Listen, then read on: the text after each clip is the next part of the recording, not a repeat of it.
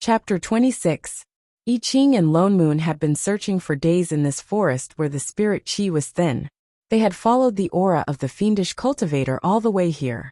They had sensed the fiendish cultivator's location several times, but they just could not find him.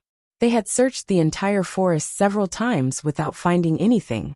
Lone Moon was beginning to suspect that the fiendish cultivator had deliberately set up a diversion array. He was just about to leave when Shining, whom he had been searching for a long time, suddenly appeared in front of him without warning. "Master!" I Ching was delighted. "You didn't." Before he could finish speaking, Shining grabbed Lone Moon's collar and said, "Do me a favor." She disappeared again. Before Lone Moon could react, he was dragged away. In the next moment, he was pushed in front of a woman. She was a nascent soul cultivator with a beauty that could cause the downfall of countries. However, her entire body was overflowing with yin qi. "Fiendish cultivator." Lone Moon took a step back warily. He lowered his voice and said, "Shining, what are you doing?" He turned to see that she was holding a fan-shaped weapon that looked very familiar. "My intrinsic Dharma artifact. Why was it in the hands of a fiendish cultivator? Wait, the flute and the jade pendant also looked a little familiar." He subconsciously reached into the storage bag beside him. "Holy shit, why are they in your hands? When did he get them?" He had no recollection of them at all. "I gave them to you," Shining replied. "You?" Lone Moon turned to look at her as if he had seen a ghost. "Are you crazy? Why did you take my intrinsic Dharma artifact for no reason? And why did she give it to a fiendish cultivator to play with? What happened to the friendship between fellow countrymen? Who took yours?" Shining glared at him. "You forgot to keep it when you were showing it off. That's why I picked it up." Oh, was there such a thing? He thought about it carefully. He had indeed introduced her to all kinds of weapons before. Could it be that time? But he was not a forgetful person in the past. Why did he forget to keep it after showing it to her? Since this belongs to supremacy, then return it to its original owner. It was only then that Qi recovered from the shock of Shun, in pulling a soul formation supremacy back. She hurriedly returned the things in her hands, feeling a little nervous. Although Shining had good intentions, she was a fiendish cultivator after all. If the other party had any ill intentions, she would not be able to escape from a soul formation supremacy. Lone Moon received his own Dharma artifact and tested it suspiciously. He kept it after confirming that there were no problems. There were more and more questions in his heart. Who was this devil cultivator? Why would Shining help her? Just as she was about to ask, I Ching had already caught up. "Master!" He hurriedly flew down and turned to look at Qi. His eyes hardened, but he did not attack her directly. Instead, he quickly walked over to Shining. "It was my negligence that caused Master to suffer such a calamity. Are you all right?" I'm fine. I have something to do." Lone Moon rolled his eyes and gripped the Dharma artifact that he had lost and regained. "Shining, what exactly is going on? Do you know how long we've been looking for you?" "I know." Shining nodded. "I saw you guys walking around the other side of the river for 7 or 8 days. The other side of the river? Holy shit." Lone Moon immediately exploded. "Damn it. Why didn't you call us when you saw us?" "I called you, but you didn't hear me." She put on an innocent face. "After all, there was a river between them. Besides, you didn't call me. How would I know that you were looking for me?" Lone Moon and I Ching. All of a sudden, he wanted to check if he was blind. "Oh yes, I left a chicken by the river for you. Did you see it? She was a good boss." Lone Moon and I Ching.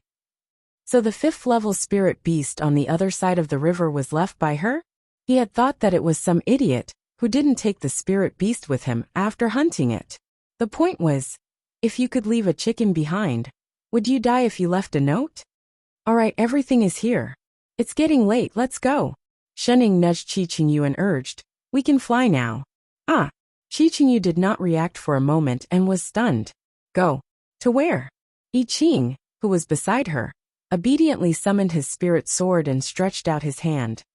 "Master, your disciple will give you a lift." "Thank you." Shining jumped onto the sword and said to Qi, "Sister, lead the way." "Oh."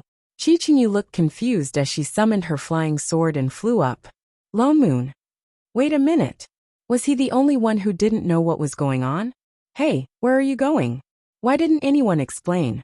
What was the relationship between Xinying and the fiendish cultivator? And what did she mean by everything was here? Who the hell is your thing, hey? For all. Late at night, after flying for an entire day, the three of them stopped to rest. You really want to go to Sword Comprehension Peak? Lone Moon, who had heard everything along the way, glanced at the person who was meditating on the other side of the bonfire. He turned to Xinying and asked, Yes. What else? Lone Moon looked at her in surprise. I couldn't tell that you were such a righteous person. She was actually not lazy. This was not her style at all. Xinying narrowed her eyes. I hate scum. Then how can you be sure that what she said is true? Lone Moon glanced at her and said in a low voice, Don't forget, she also killed Perfected Yuding of my sect. I'm not sure. Xinying turned to look at him. That's why I want to go. Qi Qingyu's experience was indeed tragic, so tragic that anyone would feel sympathy for her. But they could not just listen to one person. Whether it was true or false, they would naturally find out when they went to Sword Comprehension Peak. You want to find her master and confront him? Yes. Since he had already interfered, he would investigate clearly. It's no use. Lone Moon sighed. Even if what she said is true, and that master of hers really did such a thing, so what? She won't gain anything from going to Sword Comprehension Peak, and the Grand Vacuity sect will not punish that gone fellow. She might even lose her life there. What do you mean? Xinying turned to look at him with some surprise. Does this world condone rapists? Not really. Lone Moon looked a little awkward. He exchanged a look with Yi Qing, who had the same expression on his face. For a moment, he did not know how to explain. After a while he said in a low voice, Because she has a purine body. And then, Lone Moon's expression became even more conflicted. Xinying, do you know what a human furnace is? She was silent for a while then nodded. I can guess. Some women with poor spirit roots, or who have no hope of becoming immortals, but are rather pretty, are willing to become human furnaces in order to protect themselves. Below high-level cultivators, they will use their own cultivation to allow others to pluck them. His face was full of awkwardness, as if it was difficult for him to say it out loud. Although the dual cultivation plucking technique is not a publicly known sorcery, it is indeed beneficial to one's cultivation. However, it was indeed beneficial to one's cultivation. Therefore, it was very common for various sects and clans to raise human furnaces. Most cultivators above the golden core stage have this habit. Disguised prostitution. You mean that this world does not forbid prostitution? You can say that. He nodded. What's the deal with the purine body? The dual cultivation technique is considered unorthodox. Because everyone's spirit roots and spirit chi are different. The spirit chi that is plucked is modeled, and it takes time to combine and use it. He looked at the person opposite him. But the purine body has the ability to combine spirit chi. With such a person, the speed of dual cultivation is more than 10 times faster than others. Xinying's eyes narrowed. And then, the purine body is extremely rare. There may not even be one in 10 million years, Lone Moon continued. In the Middle Azure world, they are seen as natural human furnaces. Once they appear, all sects will fight for them, so no one will ask if they are willing? Scum. Chapter 27. Grand Vacuity Sect. Surrounded by mountains, dozens of floating peaks hung high in the air, surrounded by immortal chi, like a fairyland. And not far to the right of the floating peak, a completely different mountain floated above the other peaks.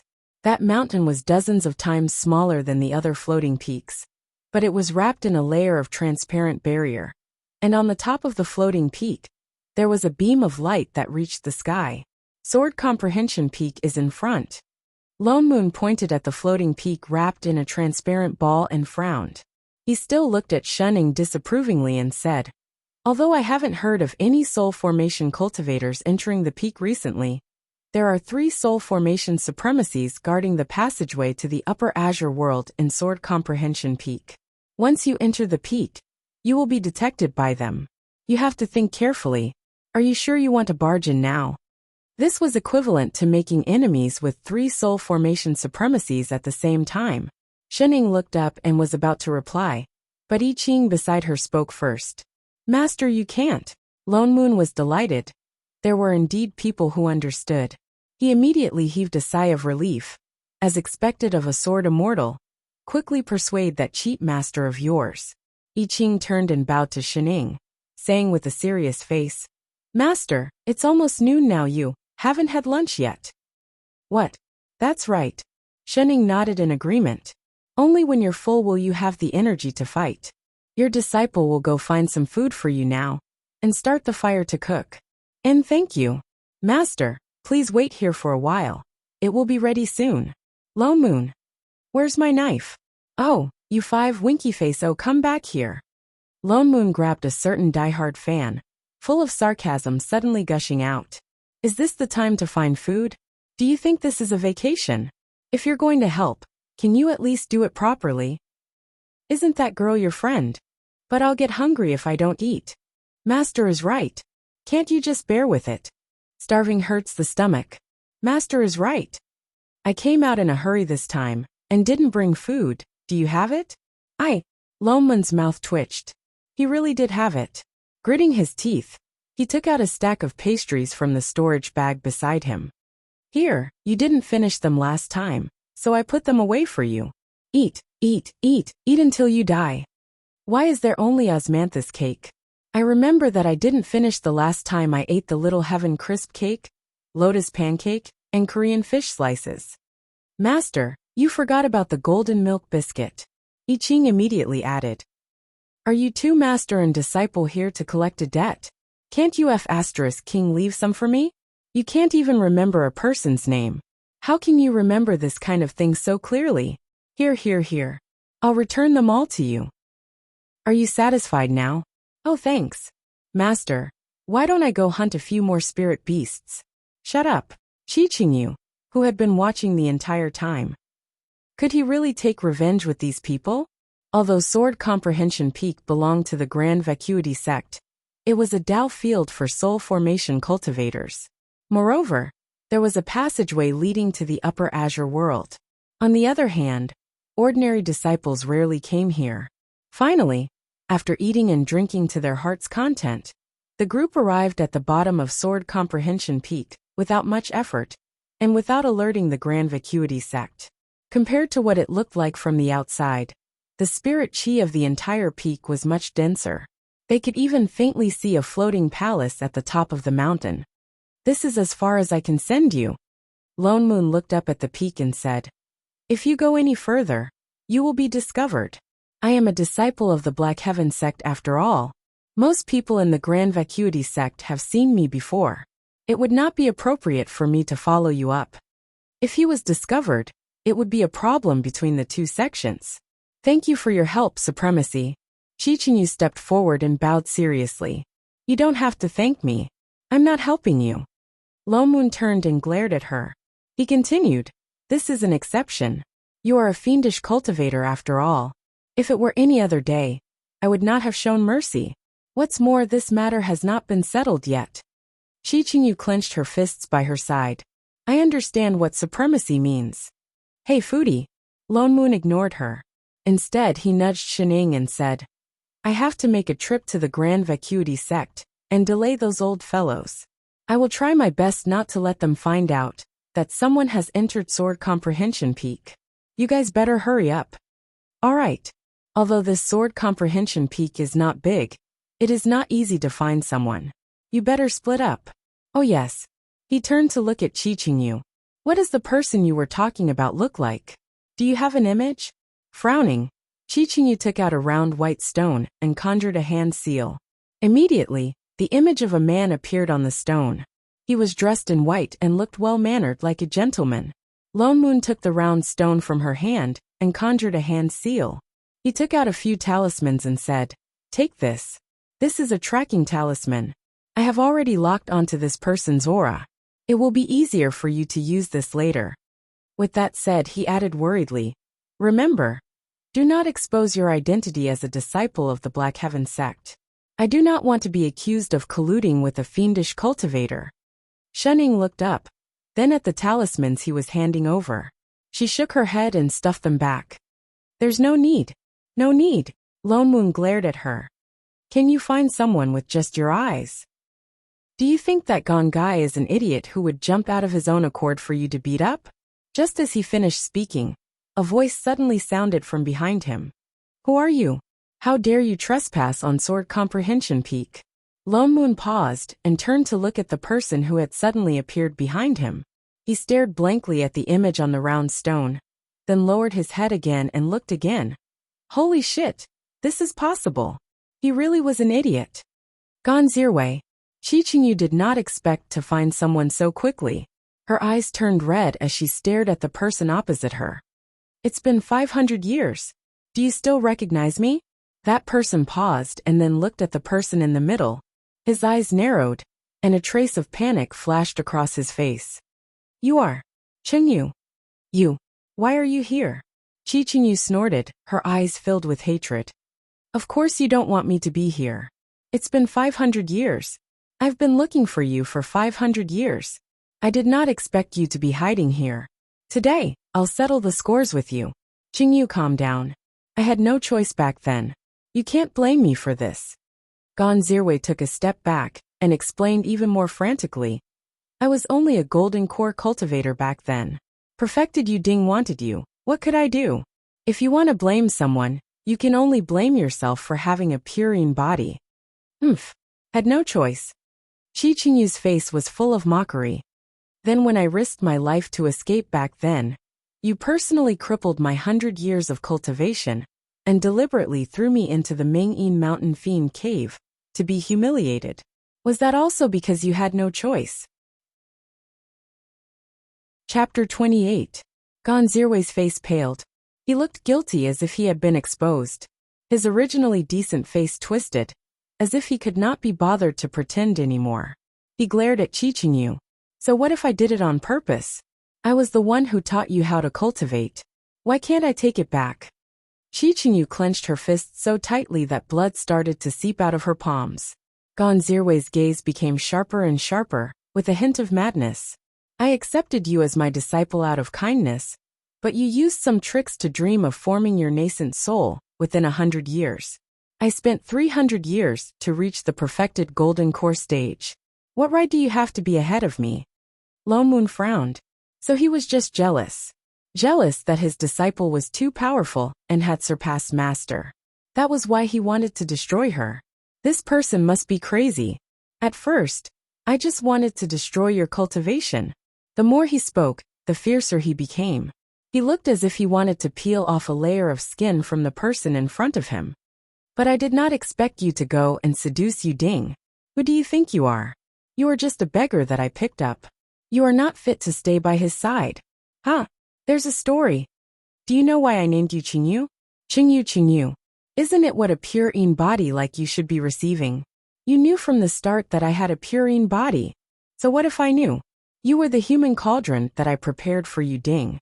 I taught you to cultivate, so that spirit qi could be absorbed more easily. You should have just been a human cauldron, and helped him to improve his cultivation. But you made him fall in love with you. He actually wanted to become your Tao companion. His gaze became even crazier. Even the words that came out of his mouth seemed to be said through gritted teeth. I accompanied him for so many years. What right do you have to become his Tao companion? A purine body is born to be used by thousands of people. You are only fit to breathe under other people's bodies. I just wanted you to return to your original fate. What's wrong with that? Shening. Damn gay. Lone Moon. Damn gay. They spoke in unison. I Ching. What did they mean? Why was he the only one who did not understand? So you planned to destroy me from the start. Destroy you?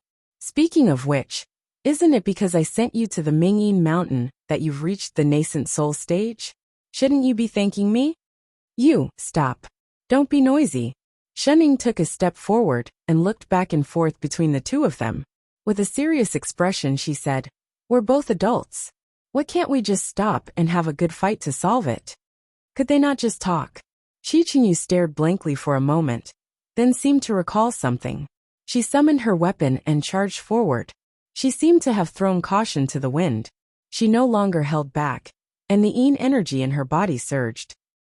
A large patch of sword light greeted the people on the other side. Lone Moon frowned. Things were very clear now. Shining was right. That fiendish cultivator did not lie. This Gonzirwei was indeed the scum of the scum. After thinking for a while, he formed a seal and set up a formation, temporarily isolating this area to prevent others from discovering him. However, this wouldn't last long. Qi Qingyu and Gonzirwei were both nascent soul cultivators. Their cultivation levels were about the same. In addition, Qi Qingyu had been injured earlier. She should not have been able to defeat her opponent. However, she could not withstand her reckless fighting style. She had completely given up on defense, and was only focused on revenge. What's more, fiendish cultivators had more tricks up their sleeves than immortal cultivators. In a short while Gonzirwei was losing ground. He was being forced into a corner. This could not go on. Loman's expression darkened. Just as he was about to activate his spirit qi to end the battle quickly, Qi Qingyu suddenly shouted, "Don't come over." She spat out a mouthful of blood, and glared at the person on the other side, who was also in a sorry state. "Thank you for your kindness, but I want to take revenge with my own hands." With that said, she attacked again. Loman's foot paused for a moment, but he retracted it after a while. Gonzirwei's expression grew uglier and uglier. Qi Qingyu was clearly thinking of perishing together with him. No, he could not die here. He had gone through so much to form his nascent soul. Qi Qingyu, don't forget that this is Sword Comprehension Peak. Even if you kill me, you won't be able to leave this place. He threatened loudly. The supremacies on the mountain will discover this place soon. I never intended to leave this place alive. She was completely unaffected by his threat. Her attacks became more and more fierce. We can't stay here any longer. Lone Moon frowned. The Grand Vacuity sect will discover this place sooner or later. I have to go out and fool them. As for those people on the mountain, Shening you. Shening. Where's Shening? I Ching was also stunned. He turned around and looked around, only to find that the person who had been standing beside him had disappeared. Holy shit! When did she leave? Sword Comprehension Peak. 3 soul formation supremacies were sitting in a circle in the Grand Hall. Between the 3 of them, a beam of white light shot up into the sky. Within the light, there were faint shadows of immortal mountains and auspicious clouds. This was the only passageway from the Middle Azure world to the Upper Azure world. Suddenly, one of them opened his eyes. Just now, someone used the jade token of Sword Comprehension Peak. Really? The person beside him also opened his eyes. Senior brother Qingyan, did you sense who it was? Not yet. Qingyan shook his head. But since he came in, he will come up the mountain soon. We'll know then. Sigh. Another soul formation supremacy sighed. Nowadays, there are fewer and fewer soul formation cultivators in the Middle Azure world. It's been almost 100 years since someone was willing to ascend to the Upper Azure world from here. Now that the spirit qi is thin, it's normal for this to happen. Qingyan also sighed. Anyway, our mission is to bring fated people to the Upper Azure world. That would be considered as fulfilling the Master's instructions. It doesn't matter how many people there are. It's quality, not quantity. If it's someone with mediocre qualifications, I'm sure the Master will not be satisfied. Why should I be so anxious? But the 3 of us have been guarding this place for hundreds of years. Who knows how long more we have to guard this place? When will the Master allow us to go back? That's right. I've had enough of this rundown place. The spirit qi is thin, and the resources are scarce. If we continue to waste our lives like this, I'm afraid we won't have any hope of ascending to immortality. That's right, it's just a small Middle Azure world. Why make the 3 of us guard this place together? The resources we receive are so little, and our cultivation has been stagnant for so long. We might be laughed at when we go back. Forget it, it's the Master's orders after all. What can we do? As long as we can send a few people with good qualifications to the Upper Azure world, I'm sure the Master will allow us to go back. Sigh. I just hope that this time. He suddenly stopped mid-sentence and his eyes widened. Why do I feel the aura of a fiendish cultivator at the foot of the mountain? The other two sensed carefully and were shocked as well. It's indeed the yin qi of a fiendish cultivator. Could it be that a fiendish cultivator took the opportunity to break in? I wonder who it is this time. It's me. Just as they finished speaking, a voice rang out beside them. The three of them jumped in fright and turned to look.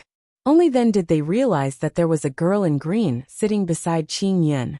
She was sitting cross-legged like them, one hand supporting her chin as she looked at them with a bored expression. Who are you? Qing Yun jumped up and took a few steps back. They had not even noticed that there was someone else beside them. When exactly did you sit here? Since you guys complained about how much work you had and how you didn't get a commission. She shrugged and waved at the three people who were retreating further and further away. What are you afraid of? I'm not your boss. My name is Shening. Come, sit. I have something to ask you. The three of them became even more wary. This person had been sitting beside them for so long without making a sound. She was definitely not simple. Yet, no matter how hard they tried, they could not see through her cultivation. Come and sit. It's tiring to stand and talk. As she spoke, she even patted the spot beside her. The three of them took another step back. We're waiting. What if we don't sit? Shening paused. Her eyes narrowed, and she suddenly cupped her fists. Then just kneel down and talk. Chapter 29. By the time Lone Moon returned, Qi Qingyu's side was already done. The previously arrogant Gonzirwei was no longer breathing. Qi Qingyu was also covered in wounds. She did what she said she would. She took revenge on her own with a burst of anger, not asking for the slightest help from others. When the other party took his last breath, her already tottering body seemed to finally relax. She directly fell to the ground, and the blood-stained sword in her hand also fell to the ground. Oh, it's done. Shening, who had just returned, nudged the person beside her and said suddenly, Holy shit. Lone Moon jumped and took a step back. Where did you go just now? I went up the mountain. Shening pointed to the top of the mountain. Lone Moon paused and suddenly thought of something. The corner of his mouth twitched. For some reason, he did not want to ask her what she had done. What did the Grand Void Sect send out? I Ching looked outside the mountain and asked. From the beginning, he had sensed a lot of noise coming from outside Sword Comprehension Peak. Oh, I told their sect master that they disappeared after chasing the fiendish cultivator all the way here. They suspect that a fiendish cultivator spy has infiltrated the Grand Void Sect. Lone Moon said seriously. They are now busy gathering disciples to find a spy, so no one will come to Sword Comprehension Peak for the time being. While there is no one at the foot of the mountain, we will sneak out later. You lied to them? Shening looked up at him. Even I Ching turned his head in surprise. I didn't expect you to be such a supremacy. Why are you looking at me like that? He rolled his eyes at the two of them. Am I not wiping your ass for you? No matter what, we are all from the Black Heaven sect. Can't we make up a reason to come to someone else's mountain to find trouble? With that said, he snorted and turned to look at the person who was still lying on the ground, covered in blood. He could not help but frown. On the other hand, Qi Qingyu suddenly picked up the sword on the ground and struggled to stand up with the help of the sword hilt. She staggered towards them, and with every step she took, the grass beneath her feet was stained with blood. After much difficulty, she walked to a position 5 steps away from them and knelt down. Many thanks to the three of you for helping me take my revenge. She raised her head and smiled at them, as if a heavy burden had finally been lifted from her shoulders. I have no more regrets in this life. I'm willing to follow the Venerable One back to the Black Heaven sect and await my judgment. No matter how your sect deals with it, Qi Qingyu will have no complaints. At the end of the day, she was a demonic cultivator. Good and evil could not coexist with each other. Moreover, she had killed a hall master of the Black Heaven sect. No matter what the reason was, as righteous cultivators, they had to capture her and bring her back. Her entire life had been ruined by celestial cultivators, and she had suffered all sorts of humiliation. That was why she had abandoned her Tao and entered the demonic path. She hadn't expected that in the end, the one who had helped her was also a celestial cultivator. All these years, she had lived to seek revenge on Gonzirwei. She knew very well that as long as Gon Zirwei was at sword comprehension peak, she would not have the chance to kill him. If not for Shening, she might not even be able to take one step into sword comprehension peak. Actually, from the moment she set off for sword comprehension peak, she did not plan to return alive. Sword cultivator I Ching aside, Lone Moon was a soul formation supremacy of Black Heaven sect. They had no reason to let her off. It was just that she would not have the chance to return the favor to Shening. At the thought of this, she looked up at Shening, who was still distracted and seemed to be completely out of the situation. For the first time in hundreds of years, she felt a warm feeling in her heart. If only they had met earlier. Supremacy, please deal with me. Shening had already helped her so much, so she must not make things difficult for her. She took a deep breath and cupped her fists with difficulty. Her expression was resolute, as if she was ready to die. Lone Moon's brows tightened and relaxed as he looked at the demonic cultivator in front of him, who was on her last breath. As a righteous cultivator, he should have captured her from the beginning and thrown her back to Shichio to deal with. He had even been inexplicably dragged to sword comprehension peak by Shening. He had also intended to wait until the matter was settled before taking action.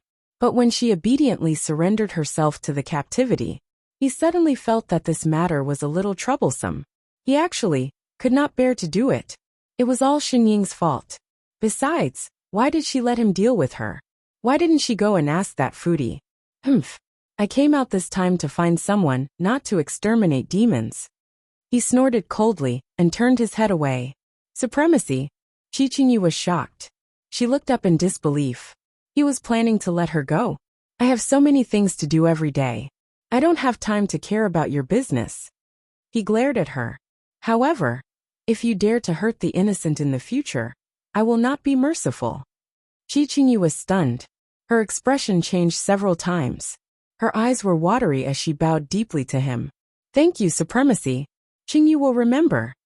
Lone Moon turned to fly on his sword, but he met two pairs of meaningful eyes. What are you looking at? He suddenly felt his heart clench. He turned and glared back. Do you have any objections to the way I handled this? No. Shening shook her head. Then why aren't you leaving? Are you waiting to be caught? He looked even more ferocious. Isn't this all because of you? If not for the fact that we are from the same hometown, do you think I want to meddle in this matter? He was a dignified soul formation supremacy of Black Heaven sect. It was not easy for him to abuse his authority. Oh, your head. Hurry up and leave. 3 days later. Shening, what did you do at Sword Comprehension Peak that day? Lone Moon could not help but ask. After all, Chichinyu had been dealing with Gon Zirwei for a long time. She was also a fiendish cultivator. There were 3 soul formation cultivators on the mountain. It was impossible that none of them had noticed her. Yet from beginning to end, she did not appear at all. I asked about something. Shening replied lazily. About Gon Zirwei? He paused. What did you find out? Shening glanced at him and changed to a more comfortable position. She continued to stand. That Gon Zirwei. Oh, he did not die unjustly. Chi roasted chicken gal. Do you only King remember roasted chicken? She was not the first human cauldron that Gon Zirwei found for you ding. I heard that he had many disciples in the past, all female, but none of them lived long. Later roasted chicken gal turned into a demon and formed a nascent soul. She sent her fiendish cultivators to look for him. He realized that there was danger, so he hid in Sword Comprehension Peak. In that case he indeed deserved to die. Lone Moon frowned. But why was he at Sword Comprehension Peak? Although it was common to raise human cauldrons in the Middle Azure world, it was too evil to specially take in disciples and train them into human cauldrons. His disciples could not all have purine bodies. The 3 sects and 6 schools would not allow such behavior. Not to mention protecting him. The old men said that he was related to someone in the Upper Azure world. That was why they made an exception and let him in. Nominally, he was a disciple guarding Sword Comprehension Peak. Once he reached the soul formation stage, he could directly go to the Upper Azure world. Upper Azure world. Lone Moon was shocked. No wonder he formed his nascent soul despite his ordinary aptitude. So it has something to do with the upper azure world. Shenning suddenly looked up and gave him a meaningful look. You believe me? Ah, what did she mean? Yu Ding. She suddenly said a name. Lone Moon was stunned. Suddenly he thought of something. His eyes widened. You mean? Before Shenning could answer, he stood up, turned around and flew towards Elixir Peak in the direction of Jade Tripod. Half an hour later, he returned with a complicated look on his face. He held a few bottles and jars in his hands. He placed them on the table in front of Shenning, his brows furrowed. You guessed right. The thing that really has something to do with the upper azure world is Yu Ding. Chapter 30. Lone Moon found a secret chamber on Elixir Peak. It was so well hidden that he would not have found it if he was not proficient in array formations. However, that secret room was just an ordinary alchemy room. As the hall master of Elixir Peak, Yu Ding was in charge of the entire Elixir Peak. He was an 8th-stage alchemist, and more than 90% of the elixirs in Black Heaven sect came from Elixir Peak. As the hall master, it was normal for him to open the furnace to refine elixirs. There was no need for such a secret chamber. Lone Moon was puzzled until he saw the bottles of elixirs that had not been put away in time. Among those elixirs, there were level advancement elixirs. These elixirs were not limited by the user's cultivation level and could be used by high-level cultivators, even soul formation cultivators. Eating these elixirs could directly increase one's cultivation level. It was just that the ingredients were extremely rare, and many of them had long gone extinct in the azure world. There was no way to refine them, but there was more than one bottle in Yu Ding's secret chamber. Unless he poured out one of the elixirs and released his divine perception. Indeed, there was a faint black qi lingering around the elixir. It was rumored that there was an extremely sinister method to refine the body of a living cultivator into elixirs. The elixirs could preserve 10% of the cultivator's cultivation level when they were alive. Eating it could directly increase one's cultivation level. But this method was extremely troublesome. No cultivator would want their cultivation level to be stolen. So even if the elixir was formed, the violent spirit qi contained in the elixir could very likely backfire on the person who consumed it. Unless the person being refined had an extremely gentle attribute of spiritual qi. For example, a water or wood spirit root. Coincidentally, a water or wood spirit root was also recognized as the most suitable person to use as a human furnace. Yu Ding must have built a secret chamber to hide the fact that he had been using living people to refine elixirs. And his elixir refining ingredients were the human furnaces that Gon Zirwei had given him. No wonder there was such a heavy grievance in these elixirs. They had been plucked when they were alive and refined into elixirs before they died. Lone Moon could not help but shudder. Just looking at the number of elixirs, who knew how many people had died in their hands? The strange thing was that Yu Ding's cultivation level had not increased after so many years. It was obvious that he had not touched these elixirs. This meant that there were other people above him. Combined with what Shenning had said before, the people behind them were definitely from the upper azure world. At the thought of this, Lone Moon was shocked. Now that Yu Ding was dead, would the person behind him directly target Black Heaven sect? There were countless high-level cultivators in the upper azure world. Although the Black Heaven sect was the top sect in the middle azure world, it was nothing compared to the upper azure world. But he immediately denied this idea. No way. The upper azure world could not wait to cover up the act of refining elixirs with a living person. Why would they jump out and admit to it? Gon Zirwei hiding in Sword Comprehension Peak, instead of escaping to the upper azure world, was proof enough. The people behind them were probably not people who could do whatever they wanted in the upper azure world. Although Yu Ding had committed a heinous crime, the key point was that no one knew that he was from the upper azure world after so many years in the Black Heaven sect. The reason he hid his identity was probably not as simple as helping the people of the upper realm to refine pills. There must be some other purpose. What were the people from the upper azure world trying to do? He could not help but think of the Grand Vacuity sect.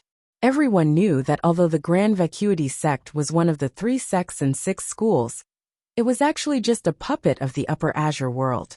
Did they want the Black Heaven sect to become the second Grand Vacuity sect? He couldn't help but feel a lingering fear.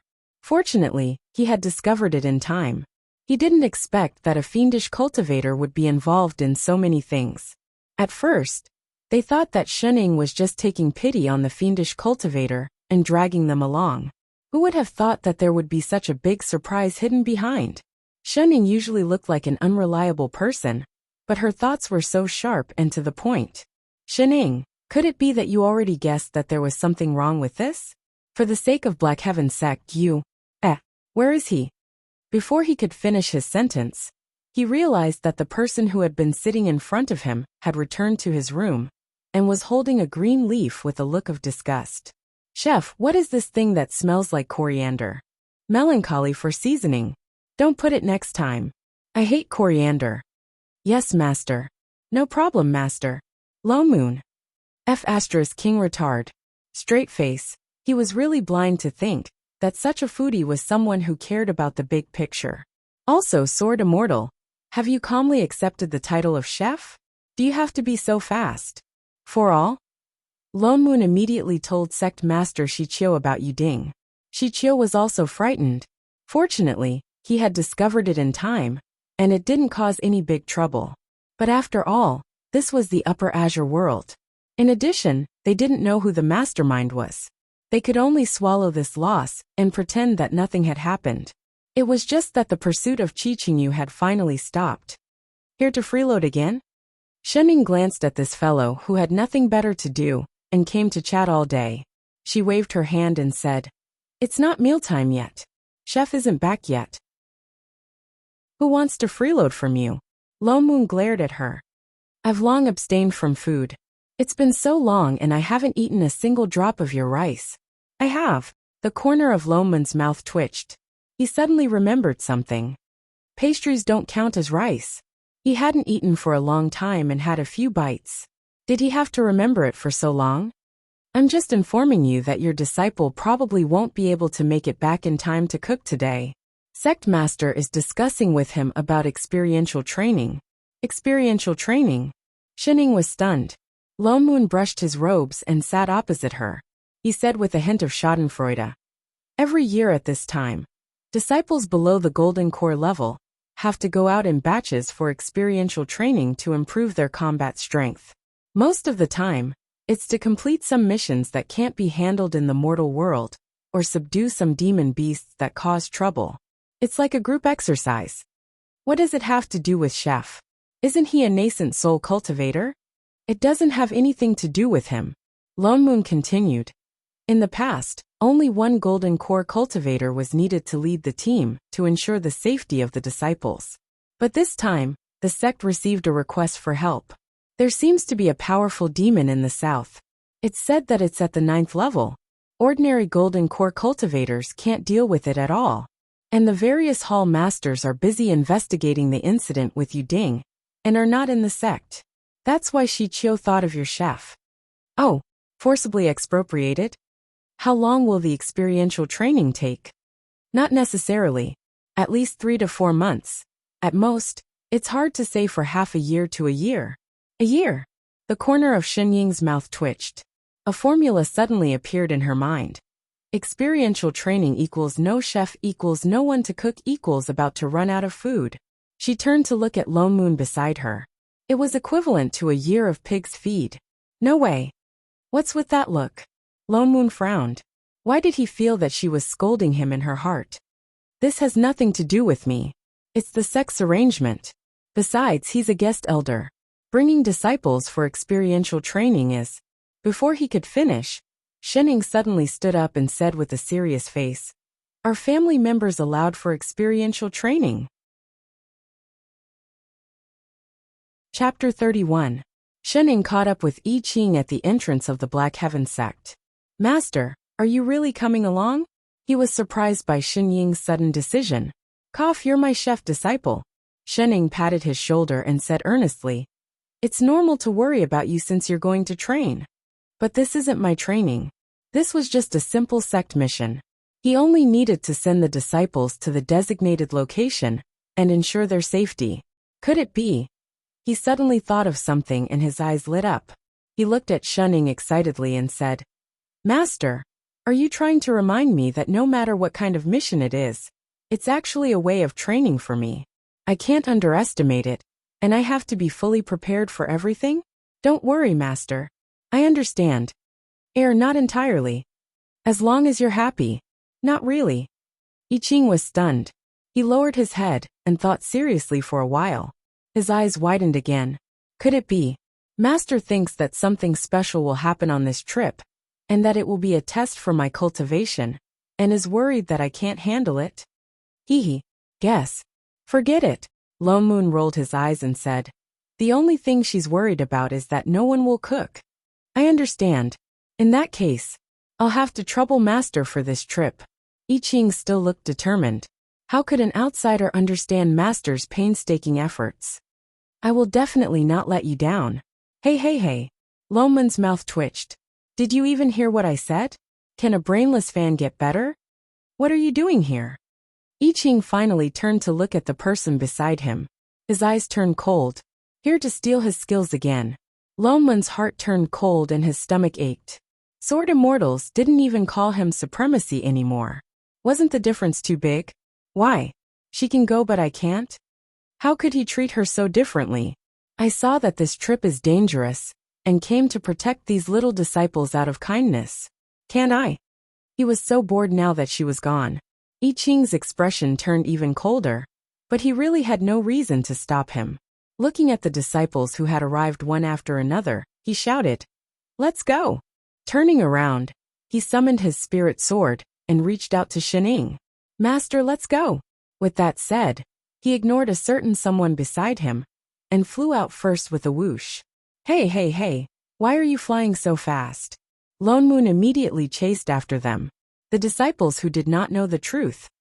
A team led by a soul formation supremacy and a nascent soul perfected master. Was the difficulty of this experiential learning beyond the horizon? This time, they were going to a remote town south of the Black Heaven sect. According to the request for help, a great demon had appeared near the town 3 months ago.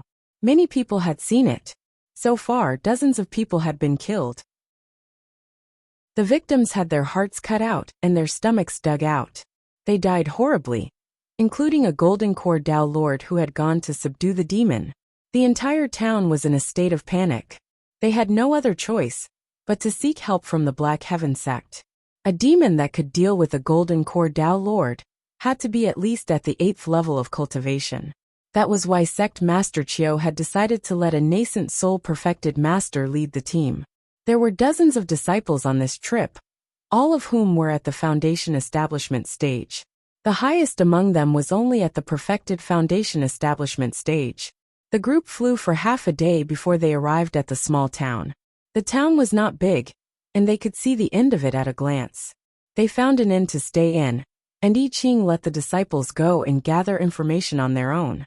After all, it was their experiential learning, so he naturally could not interfere too much. More than 10 disciples went around for the whole afternoon, and only returned at dusk. However, their expressions were very strange, as if they were all a little confused. What's going on? Lone Moon looked at the disciple at the front. He remembered that this seemed to be Shi Qiu's eldest disciple. Chang'an, what did you find out? Reporting to Granduncle Master. Chang'an stepped forward and replied with cupped fists. We wanted to ask those who had seen the demon appear, and find out what kind of demon it was. However, after asking, we found out that more than half of the people in this town had seen this demon. Oh, so arrogant.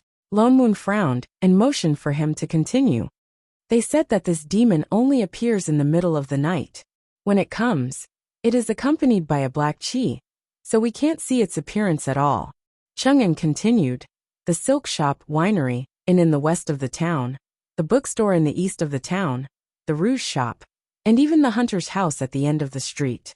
The demon has broken into all of them. It seems that the demon has been wreaking havoc here for a long time. Lone Moon tightened the jade flute in his hand. How are those who have seen the demon? How are their injuries? Chang'an's face twitched, and his expression became even more conflicted. They are not injured. What? Lone Moon was stunned. How could this be?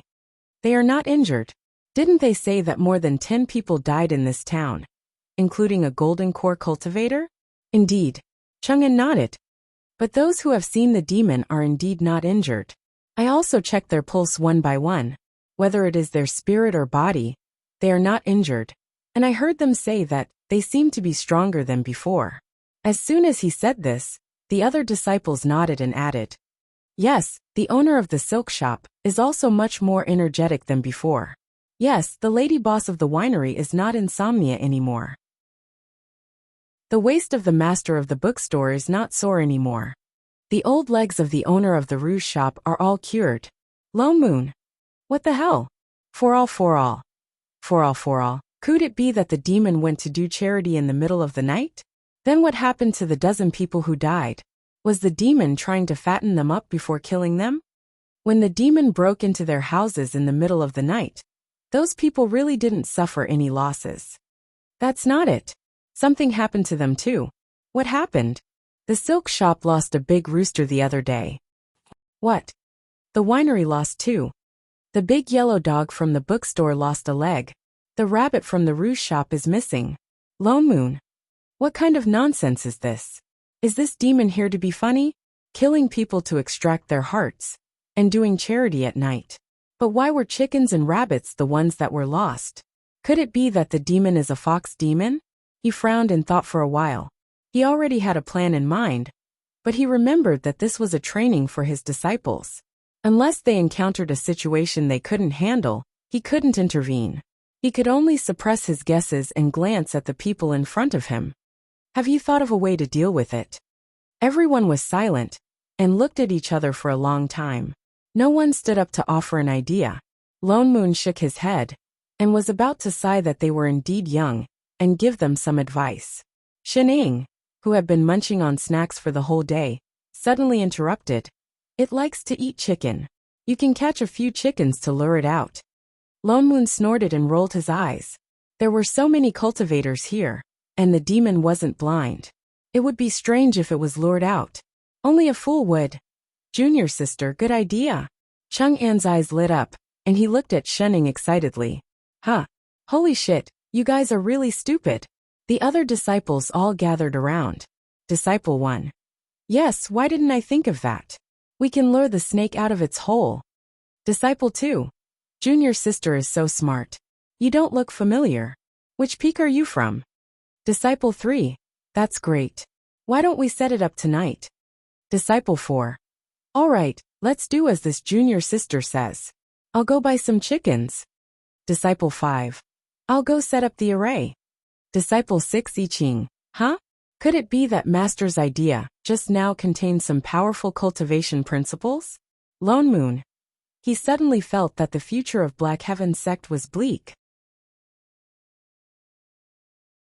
Chapter 32. The night was dark and windy. It was a demon hunting night. The entire inn had long since been cleared out. It was silent. In the middle of the inn's inner courtyard, there were 4 to 5 fat roosters in a chicken coop. From time to time, the sound of their wings flapping could be heard. There was no one around. Even the waiters who usually patrolled the area at night were nowhere to be seen. However, if one looked closely, they would see a few figures lying on the roof, under the eaves, behind the door, and even in the flowers and grass in the courtyard. All of them were staring intently at the few snoozing chickens in the courtyard. 2 hours passed, nothing happened. 4 hours had passed, dead silence. 6 hours had passed. Achoo! Lone Moon couldn't help but sneeze, attracting dozens of condemning gazes. His heart tightened. Damn it! He must be crazy not to stay up in the middle of the night to mess around with these idiots. After so long, not even a hair of the demon was seen. All right. You guys are done. He nudged Shening, who was next to him. He really didn't want to lie on the roof anymore. He already said that such a stupid plan wouldn't work. Those Foundation establishment disciples didn't know how to restrain their auras. The demon would be blind if it couldn't see a dozen cultivators full of spirit chi. It's all your fault for coming. It's coming. As soon as he finished speaking, a disciple called out in a low voice. A cloud of black chi suddenly descended from the sky. Lone Moon. Holy shit! There really was a blind demon. The cloud of black chi pounced on the chickens in the coop as soon as it landed. There were a few crows in the courtyard. After 2 breaths, the chickens were gone. There seemed to be a yellow mass among the chicken feathers in the coop. Air. The black chi trembled and seemed to burp. Its body grew bigger and floated up again, as if it was going to fly away. Catch her! Chang'an shouted. Instantly, the array formation in the courtyard lit up. The disciples who had been lying in ambush rushed over with their weapons. The black gas seemed to be startled. It quickly spun around on the spot and began to jump up and down under the attacks of the disciples. Perhaps it was because the inner courtyard was too small and there were too many Black Heaven sect disciples. But the crowd was so crowded that the demon managed to escape. Don't panic. Junior brothers and sisters, guard your own formation cores. Chang'an was, after all, the eldest disciple of the sect leader.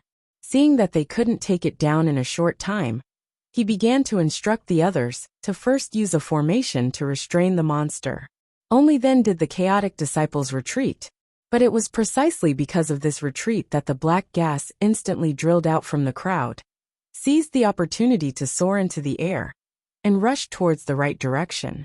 F***CK, Chang'an panicked. He looked up and saw that the mass of black gas had already rushed out of the range of the array and was flying directly to the right. And the one guarding there was Shening, Lone Moon Yiqing. Chang'an stopped in his tracks.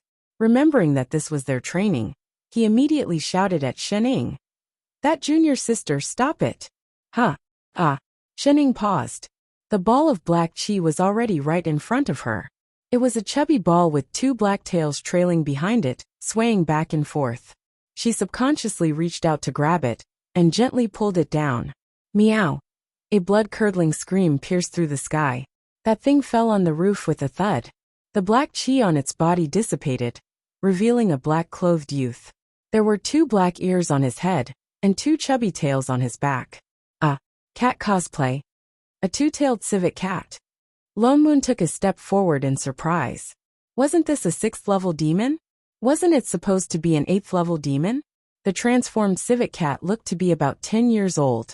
Perhaps it was in pain from the fall, but it pitifully hugged its big tail and blew at it. Its green eyes were filled with tears, as if it was about to cry in the next second. Meow. It looked up weakly at the 3 of them. Suddenly, as if it had thought of something, it turned around and took out a lump of yellow from its bag and pushed it in their direction. Lone Moon took a closer look and found that it was actually a piece of gold. What did it mean? Was it bribing them? Seeing that they were not moving, the civet cat was stunned. It took out another piece of gold from its bag and placed it side by side with the previous one. The 3 of them. This was a sensible civet cat. Seeing that they were still not moving, the civet cat demon gritted its teeth and poured out all the gold in the bag. Suddenly, 7 or 8 pieces of gold fell from the roof. It looked at them weakly and said, No more, meow. The corner of Lone Moon's mouth twitched.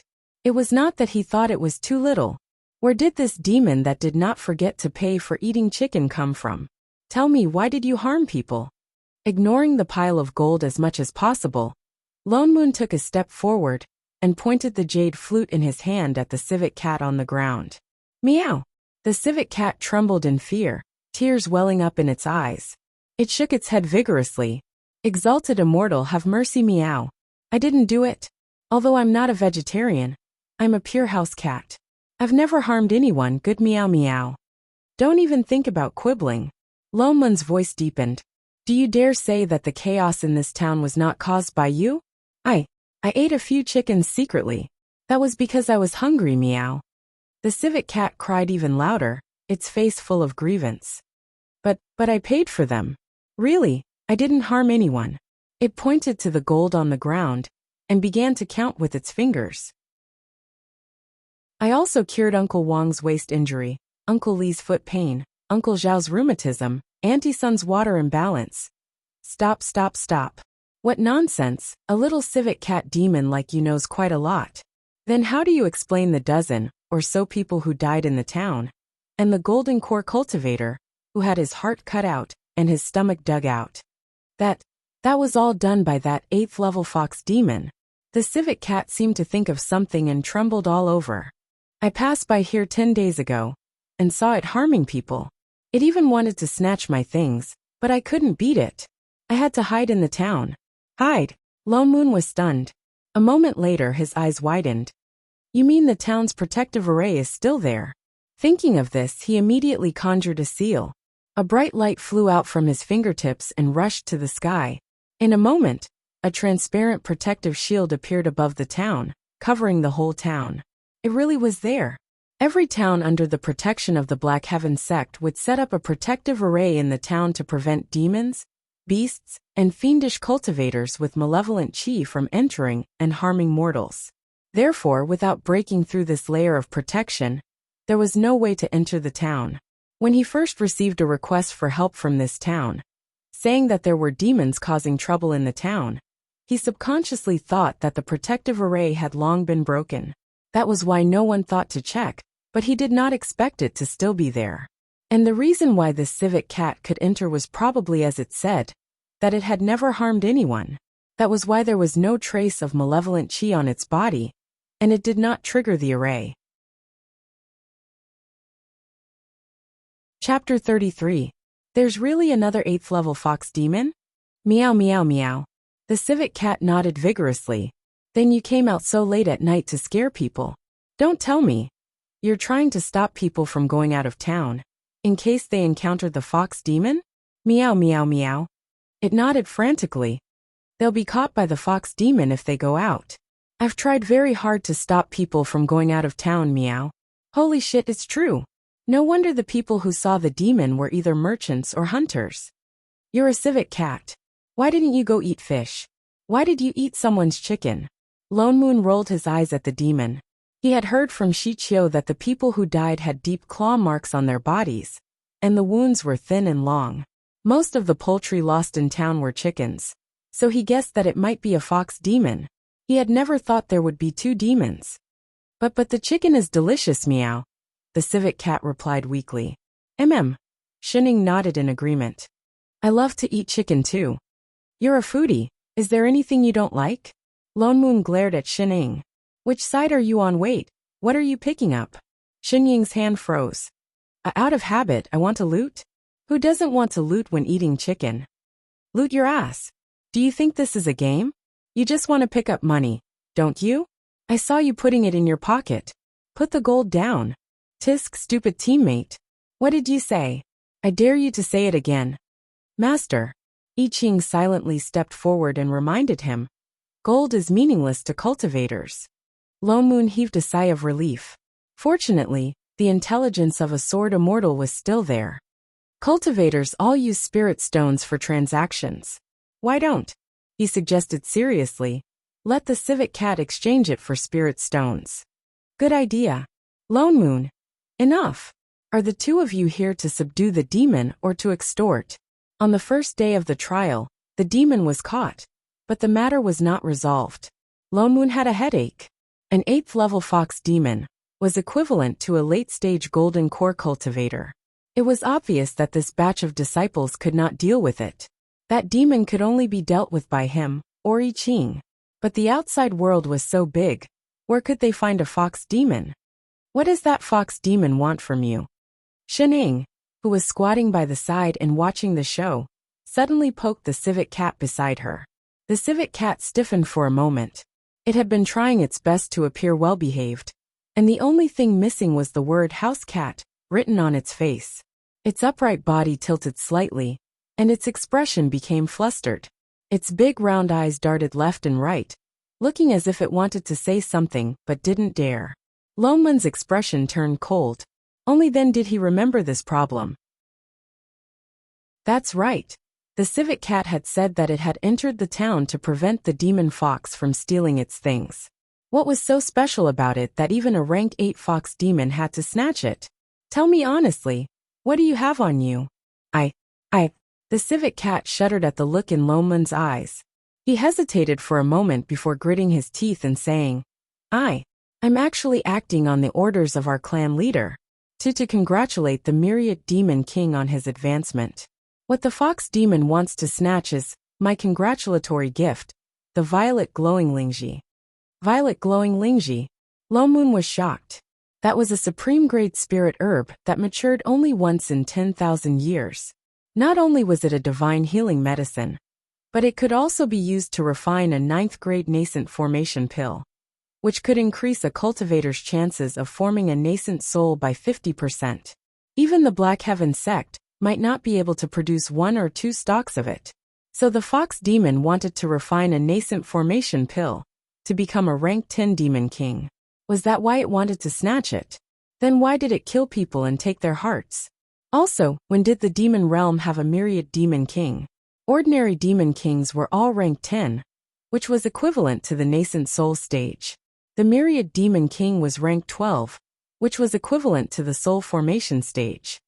Great immortals, I really have no choice but to meow meow. Please let me go. The civet cat kowtowed heavily to the few of them. The myriad demon king's advancement ceremony is in 7 days. If I'm late, our clan leader will skin me alive. All right, we don't want to interfere in your business.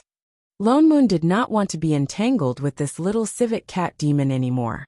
He waved his hand and said, on account that you didn't hurt anyone, let's go. You're not allowed to go out at night and scare people anymore. As for that fox demon, I'll go and settle the score with it.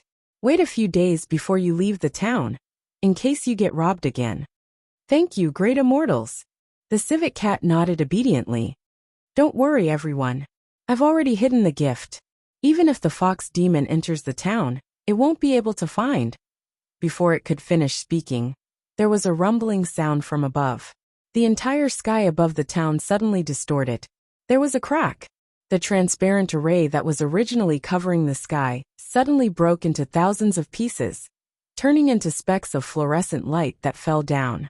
Protective array. Lone Moon was shocked. Someone had forcibly broken through the array. There's demonic chi. I Ching frowned. After saying that, he turned and flew toward the east side of the town on his sword.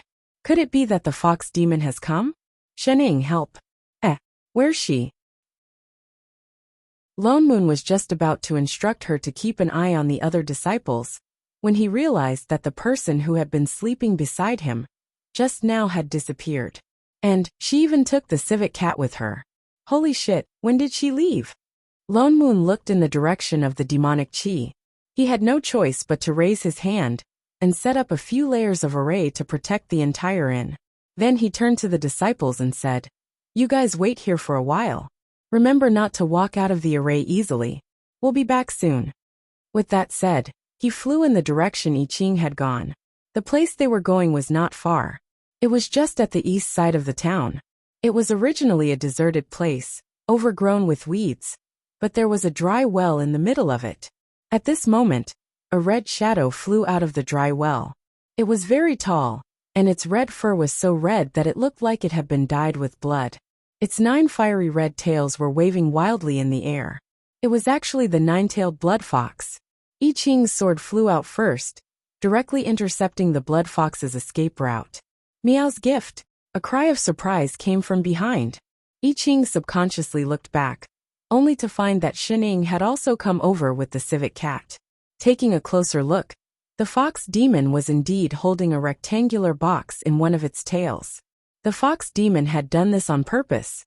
It had long discovered that they had entered the town and knew where the civet cat had hidden the treasure. So it had beaten them at their own game. It had let the civet cat distract their attention, then took the opportunity to break through the protective array and come in to steal the treasure. However, it probably had not expected that there would be nascent soul or even soul formation cultivators here. That was why it had been discovered. Roar! That huge blood fox suddenly roared. Ignoring the sword array that I Ching had set up, it swept its 9 tails directly towards the sword peak. 2 of its tails were instantly cut off, but it still managed to forcefully rush out of the sword peak and escape into the distance despite being drenched in blood. I Ching was stunned for a moment. Even Lone Moon, who had caught up, was stunned. He did not expect the fox demon to be so reckless. Chase! Shening said. She was the first to run in the direction of the fox demon. Her figure flashed, and by the time she reacted, only a trail of dust was left behind. Only then did the remaining 2 people chase on their swords. They could still faintly see the figure in front of them, so fast that it was almost impossible to catch up with it. Lone Moon. She was running, right? She was really running, right? If she could run so fast, why did she usually have to rub against other people's swords? I Ching. Master is indeed worthy of being called the civet cat. Why did she have to drag him along? No, I'm going to vomit, blarg. Chapter 34. Instead of saying that I Ching and Lone Moon were chasing the fox demon, it would be more accurate to say that they were chasing Shening, because her speed was too obvious. They only stopped when they reached the entrance of a cave. Shening was just standing at the entrance of the cave, in a daze. The fox demon hid in the cave? Lone Moon flew down and asked, "Why don't you go in?" Shening turned and glanced at him. She was expressionless, but Lone Moon could see the contempt in her eyes. "Don't you think there are a few words written at the entrance?" "Words? What words?" Lone Moon looked confused, but she reached out and pointed at the entrance of the cave. "There's a trap, come quickly." Air. Indeed, the fox demon clearly knew that someone was chasing it. It could have hidden anywhere, but it ran into a cave that looked like a dead end. Nobody would believe that there was no preparation inside. Then what should we do? There's no other way. Lone Moon frowned. We can't let the fox demon refine a nascent formation pill. Otherwise, it will become a demon king after eating it, and it will be even harder to deal with. Master. I Ching stepped forward and suggested, "This cave doesn't look deep. Why don't I use a sword array to force it out?" Huh. Sword array. There was such a sword array. Shening nodded. I Ching immediately conjured a seal, and the sword in his hand turned into a sword array. Along with the spirit chi, it flew into the sky. In an instant, the sky was filled with a dense rain of swords. I Ching changed the seal in his hand, and the rain of swords began to gather in the sky. In a short while, it turned into a huge golden sword that reached the sky. I Ching leaped into the air, and his entire body seemed to melt into the huge golden sword. Suddenly, the sky was filled with sword chi. Lone Moon's heart jumped. Even he might not have such sword chi. He was indeed a sword immortal. It had only been a few days, and he had already completely understood and integrated his sword intent. He was excited. He saw I Ching's sword move change again. He raised his right hand suddenly and shouted with a solemn expression, "Break!" The huge sword immediately came crashing down. With a boom, it directly split the cave in front of them into two. However, the giant sword did not stop. Instead, it changed its direction. It sliced sideways, vertically, diagonally, as if it was slicing vegetables. Once again, and again. Lone Moon, who had been anticipating a big move. For all, Ngun Gul flips table. So it's just smashing. Hey, this is called forcing it out. This is clearly a demolition, okay? Don't think that I can't recognize you because you're not using an excavator. You bastard. Wait a minute. Why did this move look so familiar? Holy shit. Wasn't that the sword Shening used to split the sea apart? You really know how to apply what you've learned. Master. Seeing that the cave had already been cut into a pile of rubble, I Ching flew back. All right. There were no more traps. Thank you for your hard work. Hard my ass. Where's the fox demon? Where's the fox demon? What happened to forcing it out? They haven't even come out yet. Raccoon. These people are so scary. Meow Meow wants to go home. Lone Moon took a few deep breaths before he could suppress the curses in his heart. He released his divine perception and began to search for the fox demon among the rubble in front of him. The strange thing was that the demonic chi that had been so obvious earlier had suddenly disappeared. He paused and stepped forward. The fox demon is gone. I Ching also paused. He released his divine perception, and indeed there was no trace of the fox demon. I've been paying attention to the surroundings just now. I didn't see it escape. It must still be here. Indeed, if the fox demon could slip away under their noses, it would not have had to break two of its tails to escape. One must know that the blood fox's tails were its cultivation level. Losing two tails at once was a huge sacrifice to its cultivation level. What's that? The two of them were about to search carefully again, when Shening suddenly pointed to a place and asked, Lone Moon looked in the direction she was pointing. There was still a pile of rubble there. There was nothing special about it. Out of trust in Shining, he quickly walked over and gently brushed the pile of rubble. These rocks are floating, meow. Cats had the best night vision. The raccoon could tell at once that something was different. But because it was not floating high, it could not be seen just now. Lone Moon was shocked. He immediately conjured a wind seal and swept away the rubble around him. Below him was an intact stone slab. There was not the slightest crack after I Ching had smashed it. And on this stone slab, there's an array formation on it, Lone Moon shouted. The lines on the stone slab were clearly traces of an array formation. It was just that because there was no spirit chi to activate it, he could not see it for a moment. What's the use of this array formation? I Ching asked. Shining and he were both laymen when it came to array formations. Lone Moon carefully looked at the array formation. After a while he said, "This looks like an isolation array, but the Dharma talisman on it is different from ordinary array formations. It looks quite old." He frowned. But the fox demon must be hiding under it. With that said, he directly mobilized his spirit chi and pressed one hand on the stone slab. For a moment, the lines on the stone slab seemed to be lit up. They lit up instantly and became bigger and bigger until they spread to the entire pile of rubble.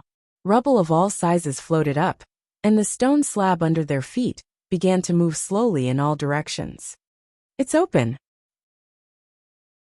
Lone Moon reminded them and signaled for everyone to step back. In a short while, a huge pit appeared on the ground. The pit was so deep that they could not see the bottom. There was also a faint, strong stench coming from inside. Demonic chi. I Ching looked up at the two. "It's that fox demon's. It's really hiding down there." "After it," Lone Moon said and jumped in. This fox demon was also very cunning. No wonder it wanted to hide back in the cave. It was dark in the cave. If they escaped into it, they would definitely not be able to find this array formation. Naturally, they would not be able to find it. But it probably did not expect that they would split the cave open. The cave was very deep. They flew down for a full 2 minutes before they landed on the ground. It was pitch black all around. Lone Moon raised his hand and summoned a ball of fire to light up the surroundings. Only then did they see clearly that there was nothing around them. It was quiet, but there was no sign of the fox demon. The demonic chi was so strong. "It's so smelly here, meow." Once they jumped down, the civet cat covered its nose and subconsciously hid behind Shining.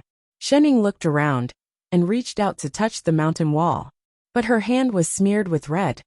"Hey, is this mountain bleeding? Blood?" Lone Moon was stunned.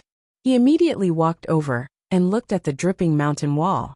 He thought that the soil here was red, but upon closer inspection, he realized that it was not red at all. It was clearly dyed red with blood. Could it be? There are only bloodstains on this side of the mountain wall. I Ching looked around and said. Lone Moon frowned. He had a bad feeling. He pulled Shining away and said, "Step back. There might be something behind this mountain wall." He conjured a seal, and the jade flute in his hand turned into a sword move. Dozens of sword chi instantly hit the stone wall. With a loud bang, the mountain wall in front of them collapsed, revealing an even wider space. The strong smell of blood hit their faces. Everything was red. Be it the surroundings or the ground, there were bloodstains everywhere. There were also some decomposed limbs scattered on the ground. In the middle of the space stood a square platform.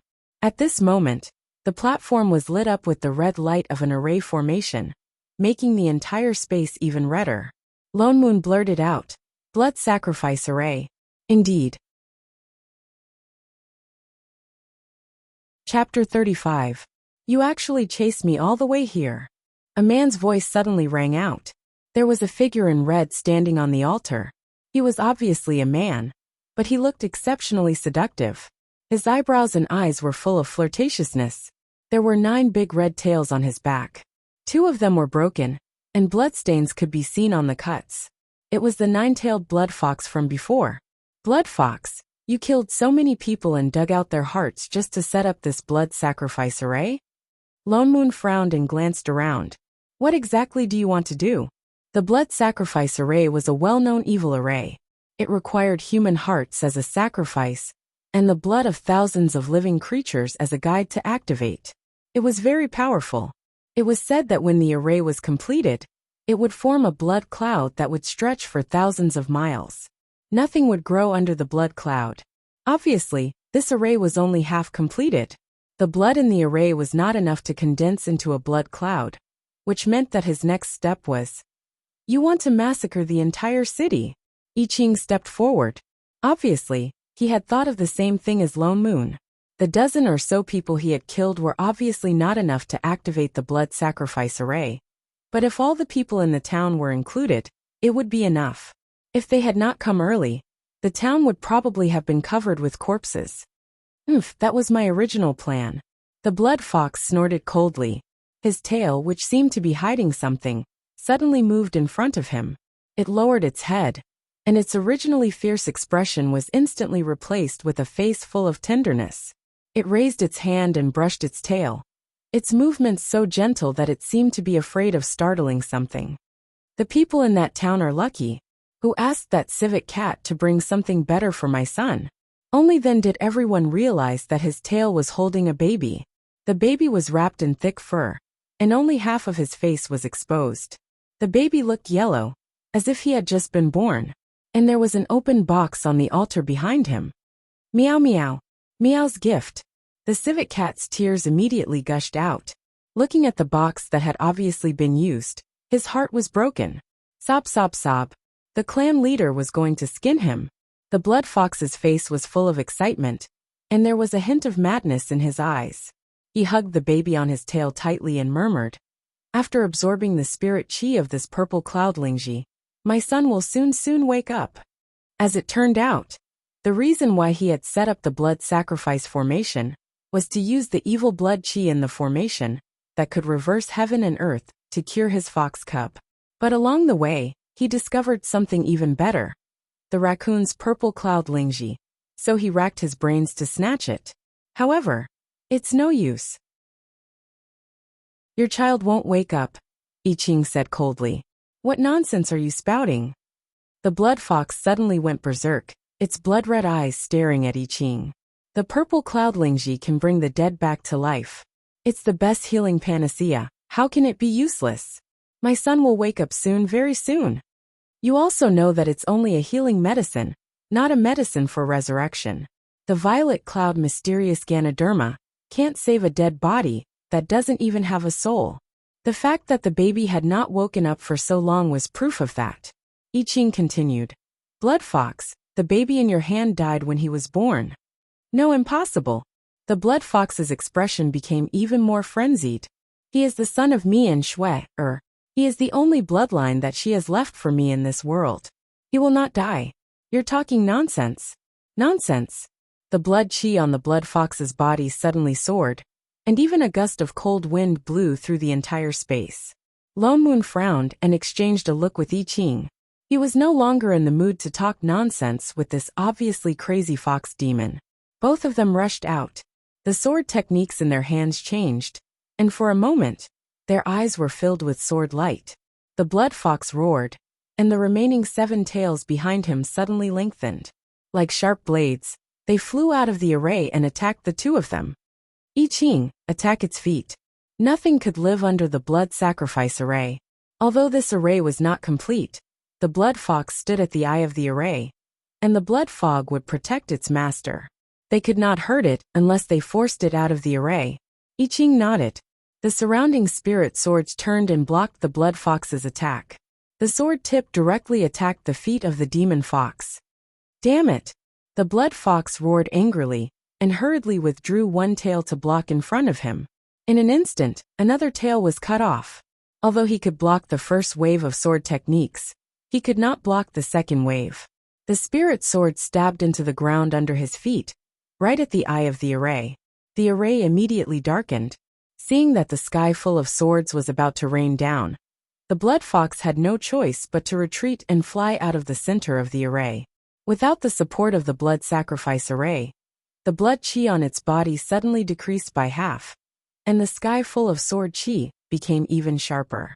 Lone Moon and I Ching took the opportunity to attack the array. Just as they were about to destroy the array, the ground suddenly lit up with a blinding white light, and the entire space was reflected in white. A huge array suddenly appeared, and instantly covered the original blood array.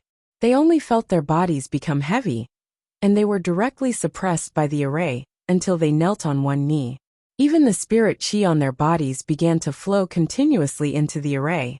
Damn it, they fell into a trap. Ha ha ha ha ha. Standing outside the array, the blood fox suddenly laughed maniacally, and looked coldly at the two of them. Humph. Did you really think that I would not prepare anything and just sit here and wait for death? Lone Moon's face darkened, but his body seemed to be pressed down by 1,000 pounds. He could not move at all, and even conjuring a few seals was useless. What exactly was this array? Why could even he not break through it?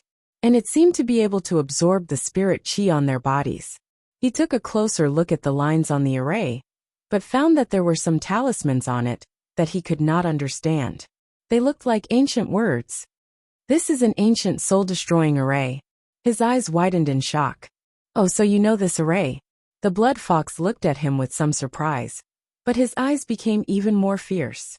That's right, this is indeed an ancient array, but I did not know what it was before. But as long as it can control you, it's fine. You deliberately led us into the array. The ancient soul-destroying array was an array that had long been lost. Legend had it that it could absorb the spirit chi of any living creature in the array. He had only seen descriptions of this array in some ancient books. This array was definitely not set up by the fox demon. It was very likely that it had been here all along, and the fox demon had discovered it, so it deliberately set up the array eye of the blood sacrifice array here. And when they attacked just now, the spiritual chi just happened to reactivate this array. You're right. I just tried. The purple cloud Lingji really cannot save my son. With a sweep of his fox tail, he directly swept the box on the altar to the ground. Gift. The civet cat reflexively wanted to pick it up, but was suppressed by the array, and could not even get up. But you can. The blood fox's tone changed, and his expression became even more excited. He looked at I Ching and Lone Moon, as if he was looking at a gluttonous feast. Ah! I did not expect the Black Heaven sect to directly give me a soul formation and a nascent soul cultivator. With the cultivation of the two of you, in addition to this blood sacrifice array, I can once again summon my son's soul, and he can be resurrected. You still want to massacre the city? Lone Moon looked anxiously at the blood fox. So what if I slaughter them? The blood fox's expression became even more frenzied. As if thinking of something, he gritted his teeth, and the murderous intent in his eyes almost overflowed. Those stupid mortals should have died long ago. It's them. They killed my Schwer. What do they mean by humans and demons are different? It's all bullsh asterisk T. Schwer and I were truly in love. What has that got to do with them? Schwer was the love of my life, but she died because of them. They should pay with their lives. Holy shit, this was supposed to be a love story. He was wondering why the dead baby in his arms was in the shape of a human. It turned out that the birth mother was a human. Chapter 36. If it wasn't for that golden core cultivator, who meddled in other people's business, and came looking for death, my blood sacrifice array would not have been delayed until now. He snorted coldly and swung his fox tail, sweeping away the spirit sword stuck in the eye of the array. The blood sacrifice array was activated again, and the dazzling white light and red light appeared again. But it's not bad now. After my son is resurrected, as long as he eats the two of you, he can at least form his core directly. Ha ha ha ha ha. Stop. Lone Moon watched as the blood sacrifice array began to spread in all four directions, at an extremely fast speed. Most of the blood was flowing directly in the direction of the small town. Lone Moon became even more anxious. Blood Fox, if you dare to massacre the entire city, my Black Heaven sect will not let you off. The Blood Fox laughed even louder. Black Heaven sect, so what? There are only the two of you here, plus a good-for-nothing civet cat. As long as I kill you, who will know that this array was set by me? That. Suddenly a voice sounded. Shening, who had not spoken in the array, raised a hand. You seem to have forgotten about me. Who are you? The blood fox was shocked and turned his head violently. When did this person come in? Was there such a person just now? And why are you fine? In the ancient spirit extermination array, she could actually move freely. How was this possible? Shening. Lone Moon was delighted. Holy shit, he actually forgot that this cheat was also here. Quick, destroy this spirit extermination array. What array? Shening looked around. How was she going to destroy it? This one on the ground, it's glowing white. Lone Moon shouted. Use the spirit swords scattered around to split open the geometric patterns on the ground. Oh. Shening casually pulled out a sword from the ground. Don't even think about it. The blood fox's eyes widened. The fox tail behind him directly attacked Shening, and it looked like it was going to pierce through her. But she suddenly turned back and casually grabbed several fox tails that were twisted together so that it could not go any further. The blood fox was shocked. Just as he was about to retract his fox tail, Shening suddenly pulled hard. Suddenly, a stream of blood spurted out, and the remaining 6 fox tails of the fox demon were pulled off at the roots. It immediately let out a shrill scream and could no longer maintain its human form. It rolled around in the formation in pain. It broke. Shening threw away the long-tailed fox in her hands with a look of surprise. You didn't use any strength. Lone Moon. I Ching. Civet. Suddenly, he felt that his arrival was a little unnecessary. Shening did not care about the fox anymore. She picked up a sword and stabbed it into the array that was glowing with white light. Immediately, half of the sword sank into the ground. There was a cracking sound, and the array instantly cracked. The light dimmed by more than half, but it did not directly collapse. Shening could only continue to push the sword into the soil. After a while, she felt that it was a little inconvenient. She simply stood up and lifted her leg, wanting to step the sword into the soil. Thus, she forcefully stepped out. Boom! Not only the formation, but even the surroundings began to shake violently.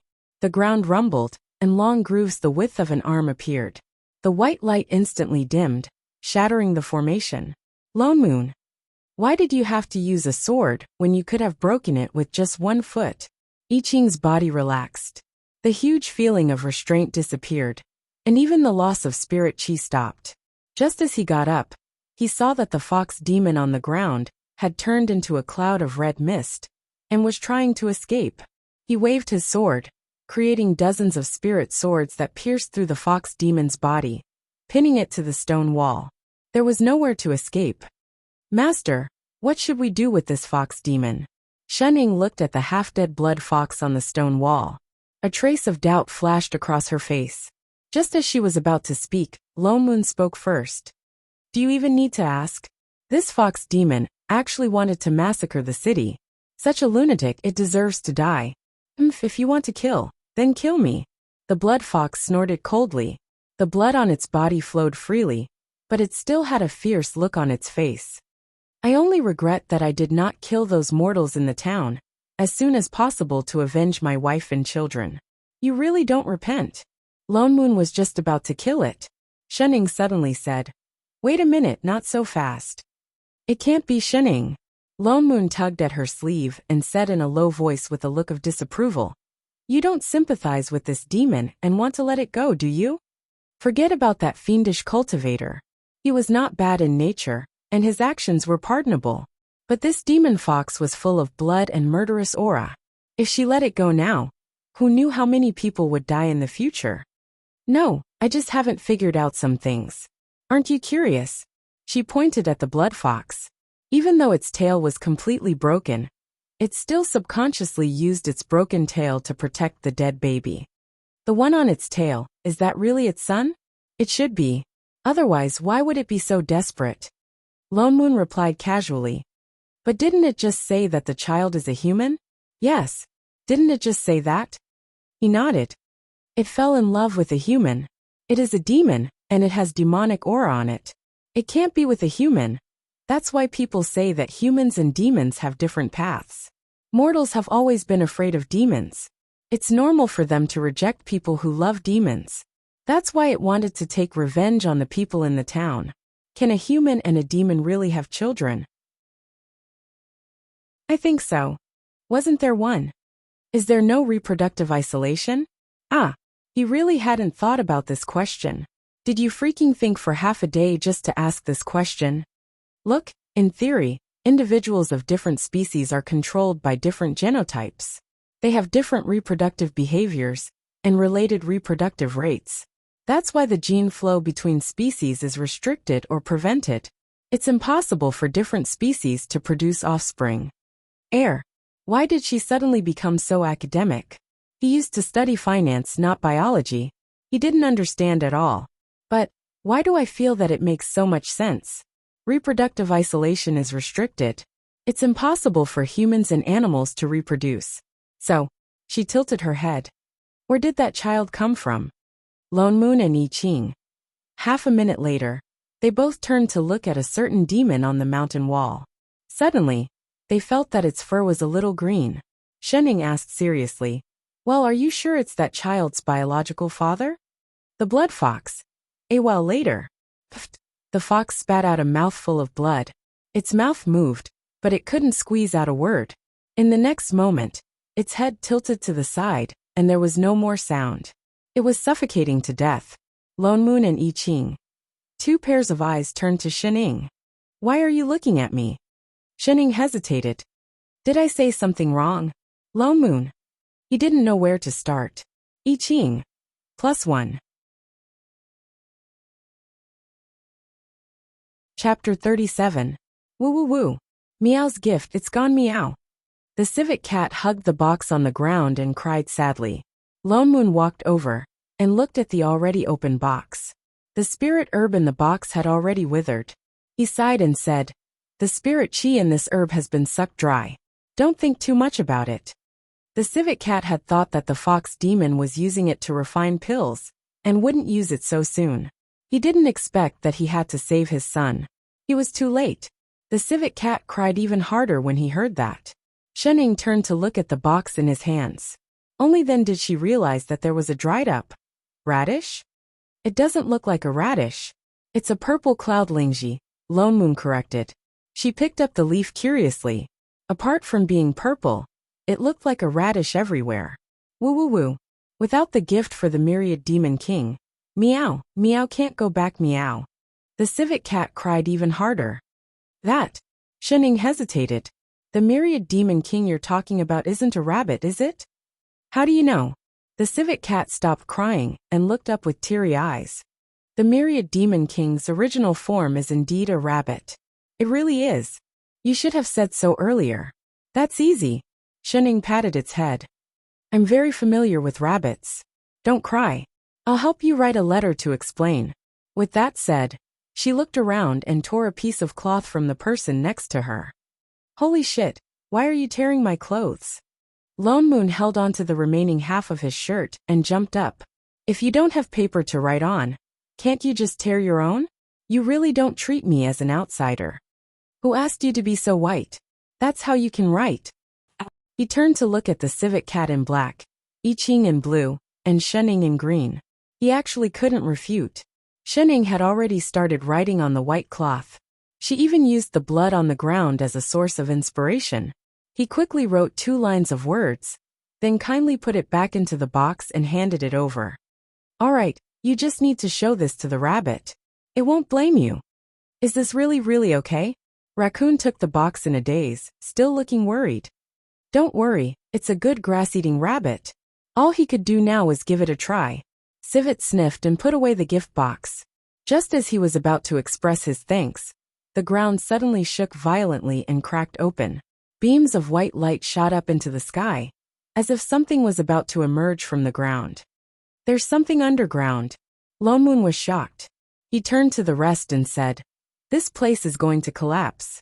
Let's fly out quickly." With that said, he hurriedly turned to fly on his sword. Master!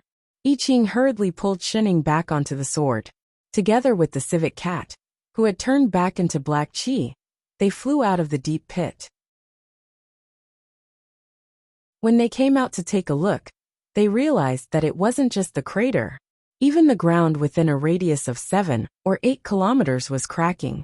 Dazzling white light shot into the sky from the cracks. The entire ground suddenly protruded, and the earth quaked. Something huge was rising from the ground, and it was getting taller and taller. After a while, it finally left the ground and rose into the air. Only then did they see that it was a huge stone peak. It looked even bigger than the main peak of the Black Heaven sect. However, there were all sorts of strange talismans floating around the stone peak, as if it was surrounded by layers of array formations. As the stone peak rose into the air, the top of the peak began to flash with lightning and thunder. A purple bolt of lightning pierced through the air, and the air suddenly began to distort. In a short while, a translucent entrance that looked like a water mirror appeared on the peak. Faintly, they could see another world inside. The immortal mountains were vast, and the spirit chi in the mountains was so dense that it was shocking. There was even a faint seven-colored mist. No, that was not spirit chi. It was immortal chi. This is the entrance to the ancient mystic realm. Loneman's eyes widened in disbelief. No wonder there was an ancient spirit exterminating array at the bottom of the crater. There was an ancient mystic realm hidden underground. In the Azure world, the ancient mystic realm had long been a legend. Although there were countless books and records left behind, no one knew if it really existed. Who would have thought that they would actually find an intact mystic realm here? What's a mystic realm? Shening looked at the mountain that had suddenly emerged from the ground. Lone Moon turned back to look at her, unable to hide his excitement as he explained.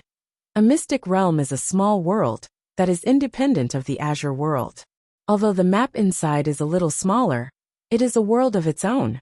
Legend has it that only in the ancient times could there be spells to open mystic realms. Nowadays, there are very few mystic realms that appear in the Azure world. What's more, this is an ancient mystic realm. Oh, that means this is a pocket dimension. You could say that. Why did it feel like Shen Ying's words were of a lower standard? He cleared his throat and regained his composure. In a low voice he said, "The ancient mystic realm has appeared. We don't know how long this entrance will last. Now that the situation in the mystic realm is unclear, we have to inform the sect as soon as possible. We have to discuss a plan before we go in to investigate." Lone Moon turned back to look at the mirror-like entrance on top of the stone peak. He did not know whether it was a good or bad thing that this mystic realm had appeared near the Black Heaven sect. Let's not waste any more time. Let's go straight back to the sect. Shening and I Ching had no objections, so they nodded and bade farewell to the civet cat. Together, they turned back and flew in the direction of the Black Heaven sect. Lone Moon flew very fast, almost at the fastest speed he could fly on his sword. It only took him half the time to return to the sect. When he arrived, he vaguely felt that he had forgotten something, but he did not have time to think about it. "Sai, forget it, it's not important." Chang'an and the disciples who were waiting at the inn. "When will Uncle Master come back to remove this array?" At the same time, in the pantheon of demons, the rabbit monarch, who had finally received a congratulatory gift, opened the crumpled white cloth in the box. Instantly, its legs gave way and it almost fell off its throne. On the cloth was written, "Rabbit, I'm taking the carrot that the cat gave me, don't blame it. Shening Shen. Shen. Exalted Immortal Shen." Was it blind? Was this really written by Exalted Immortal Shen, whom it had not seen for a long time? But in this world, she was the only one who called the purple cloudlingji a carrot. But it was fine if she took the congratulatory gift. But why? Why did she write a letter in blood? Was it a threat? This was a blatant threat. But what did Bunny do wrong? Why didn't Exalted Immortal say it? The rabbit monarch's little heart trembled. Once again, it felt the fear of being ruled by a glutton on the night of the 1,000 demon meat. It's over, what do I do? It thought for a moment, then immediately turned around and ordered, "Someone hurry. Hurry, check what else is in the treasury. Send everything to Exalted Immortal Shen's old residence. Yes, leave nothing behind. Also, go and clean up Exalted Immortal Shen's old residence. Yes, the kind that is spotless. Forget it, I'll go myself." Chapter 38. I'll go to the main peak to look for Shiqiao. As soon as they returned to Black Heaven sect, Lone Moon gave them a few instructions. He did not bother about the other two. and hurriedly went to find the sect leader to discuss the mystic realm. I Ching sent Shenning back to Inyuan Peak and looked at the sky. It's almost noon. Master, please wait for a moment. I'll go collect today's ingredients and be back soon. All right. Shenning nodded. She turned around and entered the house. She sprawled on the stone table and dozed off. So tired. She did not sleep at all to deal with the green fox. She was really sleepy. After lying there for a while, his upper and lower eyelids were about to fall in love. I Ching, who had just left, came back with a conflicted look. So fast. Shenning tilted her head and glanced at him. Where's the food you collected? Didn't he go to collect the ingredients? Why did he come back empty-handed? Master. I Ching looked guilty. The people from the External Affairs Hall said that our monthly amount of spirit rice has been collected. Ah. She was stunned. Isn't there an unlimited supply? I just found out too. There is a limit to the monthly supply of spirit rice. If he had known earlier, he would not have made so many pastries. It was all that freeloader's fault. Yes, he must have eaten too much and caused Master to have no rice to cook. The External Affairs Hall said that we can use spirit stones to exchange with other disciples. But, Xin Ying's mouth twitched. I understand. They had no money. After a few months, she finally remembered the biggest crisis since she transmigrated. Poverty. Don't worry, Master. In 2 days, it will be the day of the sect's distribution. I can collect my spirit stones then. I Ching immediately comforted her. And there are many beasts around Black Heaven sect. Master may have to eat some meat these few days. I'll go catch it now. What a good chef. Shenning sighed. As a master, she was so poor that she could not even afford to pay for a meal.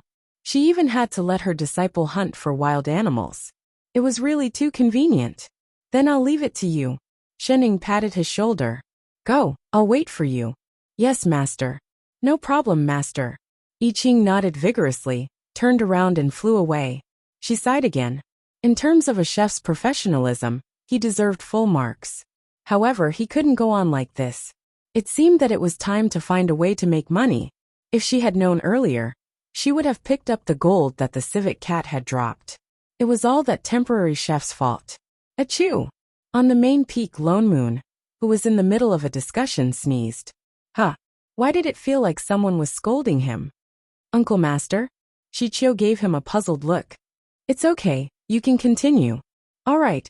I feel that the matter regarding the ancient mystic realm is of great importance.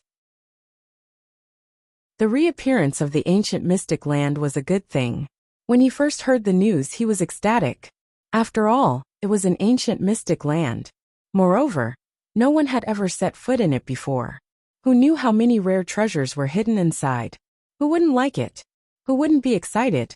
However, after the ecstasy, a bit of worry surfaced in his heart. Before the spiritual light shot into the sky, the various sects must have sensed it and sent people to investigate. It won't be long before everyone knows about this. Yes, I'm aware of that. Lone Moon nodded.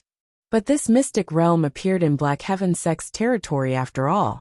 We can't just ignore it. As for the matter of entering the mystic realm, you are the sect leader, so this matter is up to you to decide. I just feel that there's a limit to how long the secret realms can remain open. Since this is something that the sects will find out about sooner or later, I'm sure they'll find out sooner or later. Why don't we directly inform the 3 sects and 6 schools and invite them to enter the mystic realm together to find out what's going on? Shichio said in a low voice. As for the candidates to enter the mystic realm, it's up to each sect to decide. After all, this is an ancient mystic realm. There are opportunities and risks. It all depends on one's luck. Yes, I think so too. Lone Moon nodded. If that's the case, I'll send word to the various sections. Shichio bowed and quickly walked out the door. Lone Moon thought about it and turned to go to Lingxiao Peak. After all, this was a big matter. He needed to let the other 2 supremacies know so that they could decide who would enter the mystic realm as soon as possible. Once the people from the various sects and clans had gathered, they would enter the secret realm together.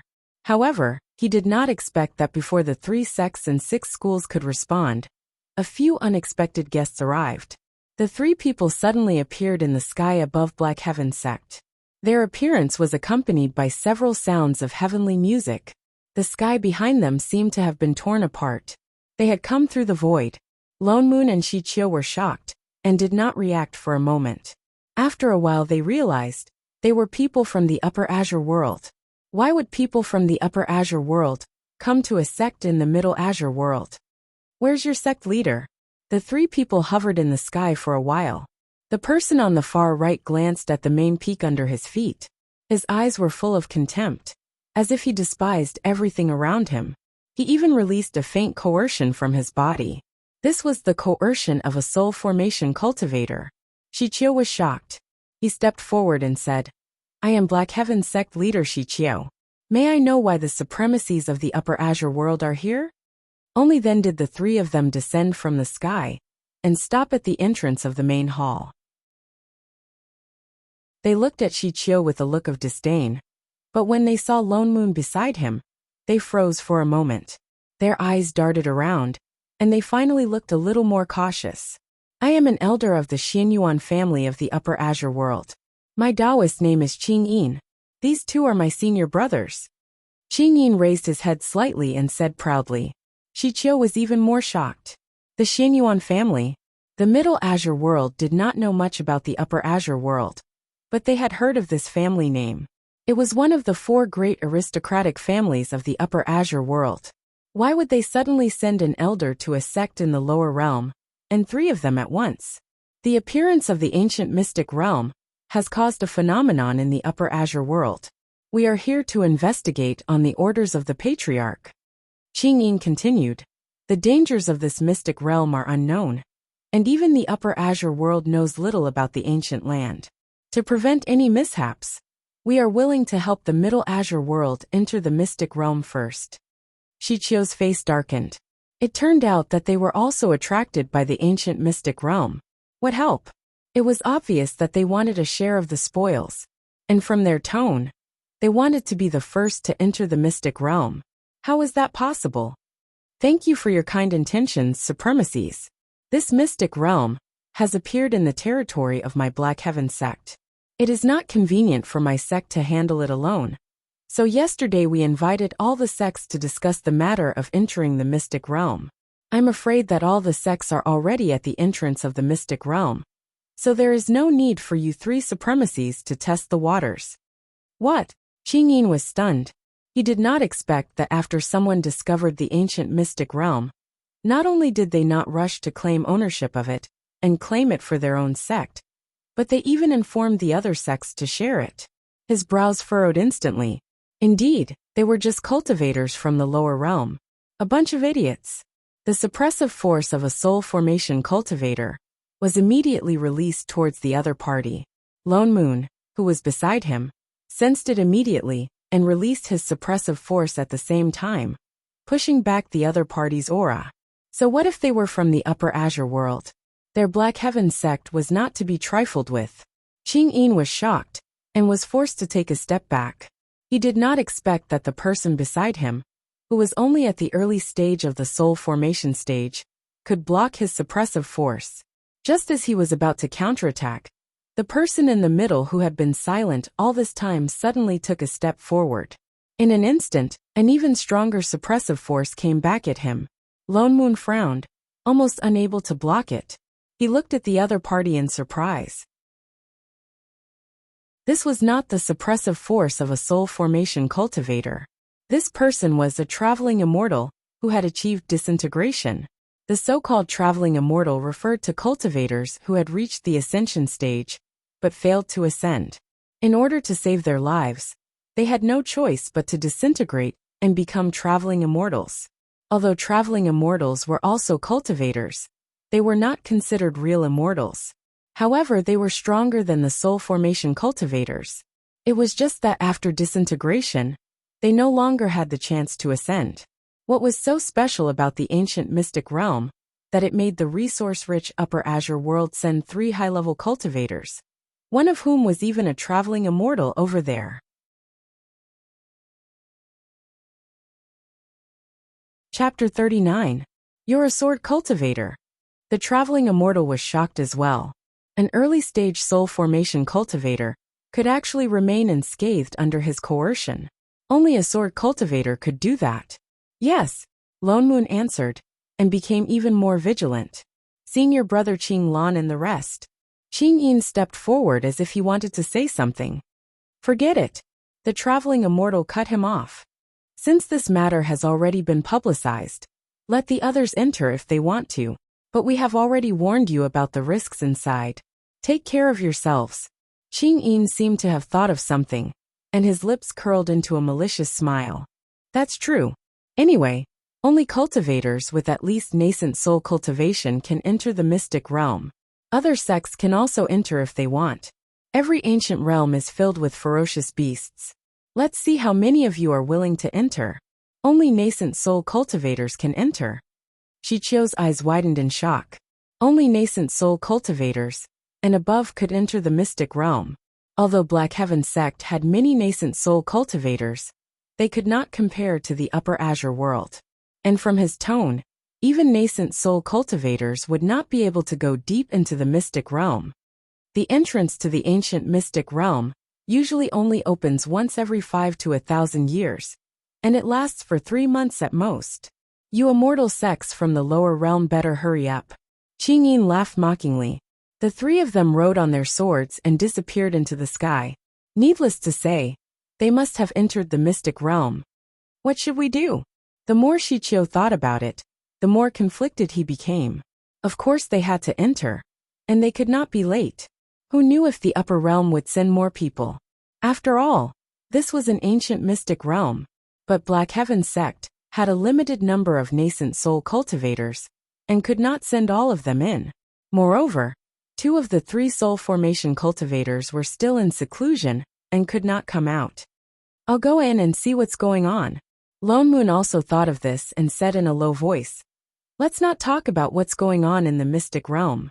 Just this trip by the 3 of them has created a feud with Black Heaven sect. It's not appropriate for the other nascent soul hall masters to go. I can at least protect myself. Uncle Master. He was indeed the most appropriate person to go. But I have to bring 2 more people. Who? I Ching. That's right, there's also perfected I Ching. He was also a sword cultivator, and was not inferior to a soul formation supremacy. He was indeed very suitable. There's also his master. What? Shichio was stunned. He has a master. Lone Moon had a good plan. That traveling immortal did not look easy to deal with. And no one knew what was in the mystic realm. In this situation, he could only use cheats.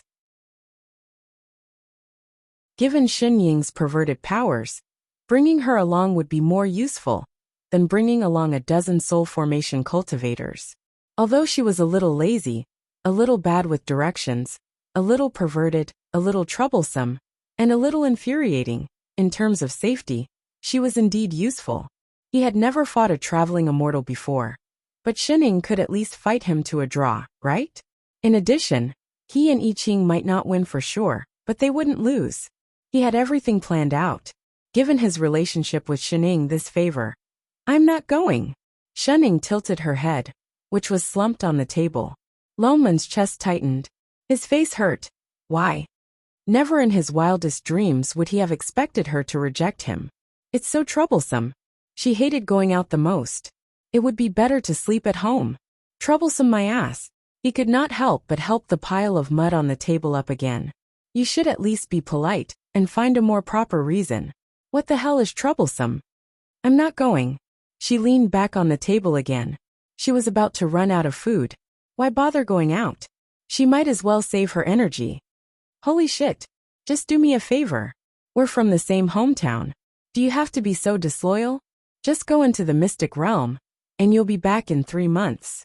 It'll be fast. I helped you to Sword Comprehension Peak last time. You should return the favor. It's not suitable to go out now. Why? I want to hibernate. The corner of Lone Moon's mouth twitched. It's spring now. Oh, then hibernate in spring. Spring your ass. Lone Moon was fuming, but there was nothing he could do about this shameless person in front of him. He could only continue to persuade her. This is a big matter for the sect. If you help me, everyone will remember your kindness. I'm not going. There's no salary. Lone Moon felt his blood pressure rise. He had an urge to strangle the person in front of him. He took a few deep breaths to calm himself down. After some thought, he took out a bag of spirit stones from the storage bag beside him and slammed it on the table. Salary. Shen Ying's eyes narrowed into slits. She moved forward like a pile of mud. She opened the bag and saw that it was filled with superior-grade spirit stones. The lazy person was getting restless. 3 months is too long. The damn homebody had never been away from home for so long. Boom. Another bag slammed on the table. The lazy person on the table immediately stood up. She stepped forward and held Loman's hand. She said righteously, "Father Neo, when do we set off?" "Get lost. Who's your Father Neo?" "All right, Father Neo." She picked up the 2 bags of spirit stones and turned to run towards the kitchen. As she ran, she said proudly, "Chef, we have money now. Shall we go buy some groceries?" "Yes, Master, no problem, Master. Master is so amazing. To hell with friendship." By the time Lo Moon rushed to the entrance of the mystic realm, all the sects had already arrived. Outside the stone peak, there was a dense crowd of cultivators. Because they did not know beforehand, there were cultivators of all levels of cultivation who came. In front of the entrance of the mystic realm, the 3 people from the Upper Azure world had also arrived. They stood at the front. Perhaps they had already told everyone that only cultivators above the nascent soul stage could enter the mystic realm. Many cultivators from the 3 sects and 6 schools looked disappointed. Seeing him appear, the cultivator called Qing Yin deliberately looked at him and smiled mysteriously. "Sword cultivator from the Black Heaven sect. Ha, we'll meet in the mystic realm." With that said, he followed the other 2 and jumped into the mirror-like entrance. Lo Moon frowned. It seemed that this Qing Yin was still holding a grudge against him for using his coercion to force him to retreat at the Black Heaven sect. And he had already made up his mind to make things difficult for him inside. Fortunately, he had brought a cheat. He greeted the cultivators from the various sects he was familiar with and did not stay for long. He flew in with Yi Qing and Shening. The moment they passed through the mirror-like water, they felt a sudden silence. In front of them was a vast expanse of whiteness. Their vision was blocked for a moment. In less than 3 breaths, they arrived in a completely unfamiliar dense forest. The air was filled with spirit qi that was tens of times thicker than the outside world. It was refreshing. He looked around but did not see Qing Yin and the others who had entered first. There was no sign of any other cultivators either. It seems that the location of the mystic realm's entrance is random. Lo Moon looked at Yi Qing and said, "Fortunately, we used the shadow tracking spell on ourselves beforehand. Otherwise, we wouldn't have to. And where's Shening?" He looked left and right, and even turned a few rounds to look, but still did not see that foodie. Holy shit, the cheat was lost. He clearly used the shadow tracking spell. At that moment, Shening. She looked at the huge monster that had suddenly appeared in front of her, which was as tall as a mountain. Was this edible?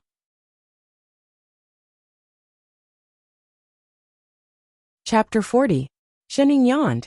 By the time she reacted, she was left alone in this forest.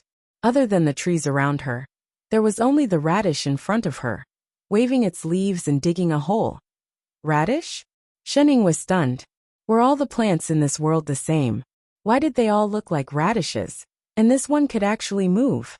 She couldn't help but poke its leaves. "Hey, what are you doing?" "Gee."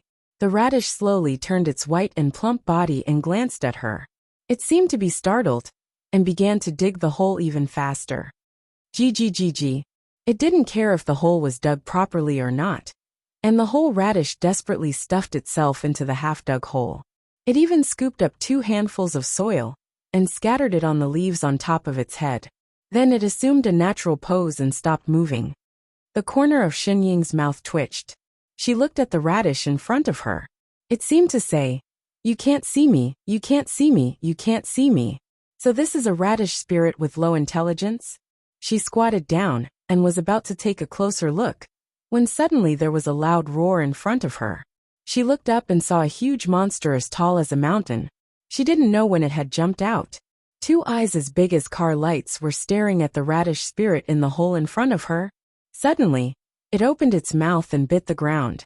The radish spirit's body, which was originally green, instantly turned pale. It didn't pretend to be a plant anymore. The moment the huge beast bit down, it jumped out of the pit and ran around in panic. GGGGG. It had no direction at all. After running one round, it hit the tree head-on. The leaves on its head swayed. It turned around and looked around, as if there was no place to hide. Suddenly, it rushed towards her and burrowed into the hem of Xinying's clothes. It trembled like an ostrich, only revealing half of the snow-white radish tip. The giant beast didn't manage to bite the radish, but it directly bit a big hole in the ground. It seemed to be angered, and its eyes widened. It looked up and looked straight at Xinying, instantly treating her as an enemy who snatched the radish. The scales on its body exploded, and it opened its mouth to roar threateningly at her. Roar! A gust of wind with a strong fishy smell instantly blew on her face. The giant beast opened its mouth wide again, as if it wanted to swallow Xinying whole. Xinying's brows furrowed. She reached out and slapped him.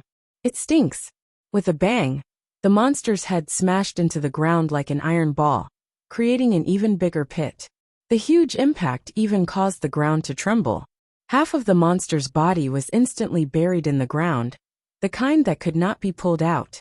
The 6 feet it had left on the ground straightened, and there was no more movement. Xinying frowned and fanned herself in front of her nose. After a while, she fanned away the stench. This little animal had such a big breath. She tilted her head and looked at the mountain-like piece of meat in front of her. She thought about its edibility. Could it be eaten with bad breath? Unfortunately, Chef was not by her side. She thought about it and decided to give up. She would find Chef and Father Neo first. Thus, he turned around and looked for a random direction to look for someone. Why are you following me? Just as he took 2 steps, he turned around and saw that there was an extra tail behind him. The radish spirit was hopping after him. GG. The radish shook its leaves and hopped over at a faster speed. A few of its leaves wrapped around her leg, as if trying to please her. It said excitedly, GGGG. What the hell was that? Xinying shook her leg and shook off its leaves. Go go go. Go squat in your radish pit. She did not like radishes. Gee. Its voice deepened and even its leaves withered. The whole radish looked sad from being rejected. Xinying could not be bothered with it. Just as she was about to continue looking for someone, she suddenly heard 2 familiar voices coming from not far ahead. Xinying! Master! The voices rose and fell continuously, as if they were broadcasting on a loop. The corner of Xinying's mouth twitched. She turned around and walked in that direction. When she passed by the giant beast, she pulled it out and dragged it away. Everywhere she went, the trees fell to the ground, stirring up a cloud of dust. It was like a sandstorm had covered half the forest. Now there was Chef. 100 miles away, the Upper Azure World trio. What's that sound? Qingyin paused and looked into the distance. What's happening in front? Why is the sky suddenly filled with yellow sand? Someone must have been unlucky enough to meet a ferocious beast, Qinglan answered. From the looks of it, it's most likely the beast king of this forest. It's at least a 12th level beast. Ah, then there's no other way. We can only change direction. Go. To prevent the situation from happening again, where she was on the other side of the river, but could not be found no matter what, I Ching and Lone Moon shouted for a whole hour, before they finally saw Xinying strolling towards them. She was even dragging a mountain. Master! I Ching stepped forward to greet her.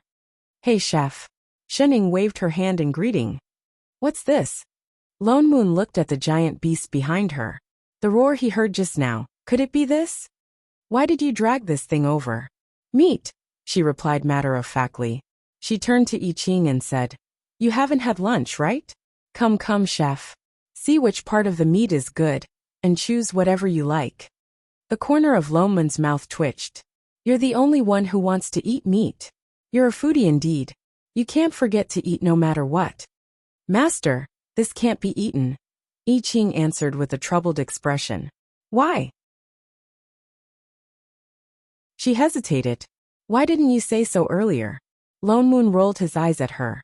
This is a poisonous beast with poison all over its body. If you don't want to die, you can try. With that said, he took a step forward and looked at the beast carefully. But, with a wave of his hand, he conjured a wind blade and slashed at the top of the beast's head. Immediately, a large hole was cut open, and a green light flashed inside. An emerald-like bead immediately floated out. Lone Moon immediately conjured a seal and sent a spell over. The bead struggled for a while before floating back into his palm. This inner core is good stuff. A 12th level poisonous beast's inner core can cure hundreds of poisons. He conjured a fire elemental spell. Instantly, the mountain-sized corpse of the beast was engulfed in flames and turned into ashes. Oh yes, where did you find this poisonous beast? By right, 12th level poisonous beasts could transform long ago. They would not easily appear in their original forms unless they had a purpose. Over there. Shening pointed behind them. Why are you asking? Master. I Ching took a step forward and explained. Usually, there are treasures beside high-level beasts. Now that this beast is dead, the treasures it was guarding have become ownerless. Oh, understood. In other words, the beast was killed, but the treasure was not taken. Think carefully. Is there anything else around this poisonous beast? Lone Moon asked as he handed over the inner core in his hand. Shening thought for a moment. Suddenly, she lifted the hem of her clothes and bent down to pick something up from her leg. Does the leg pendant count? Gee. The radish that was suddenly pulled out waved its leaves cooperatively. The two of them were stunned. Their eyes widened, and they said in unison, Vegetation spirit. Vegetation spirit.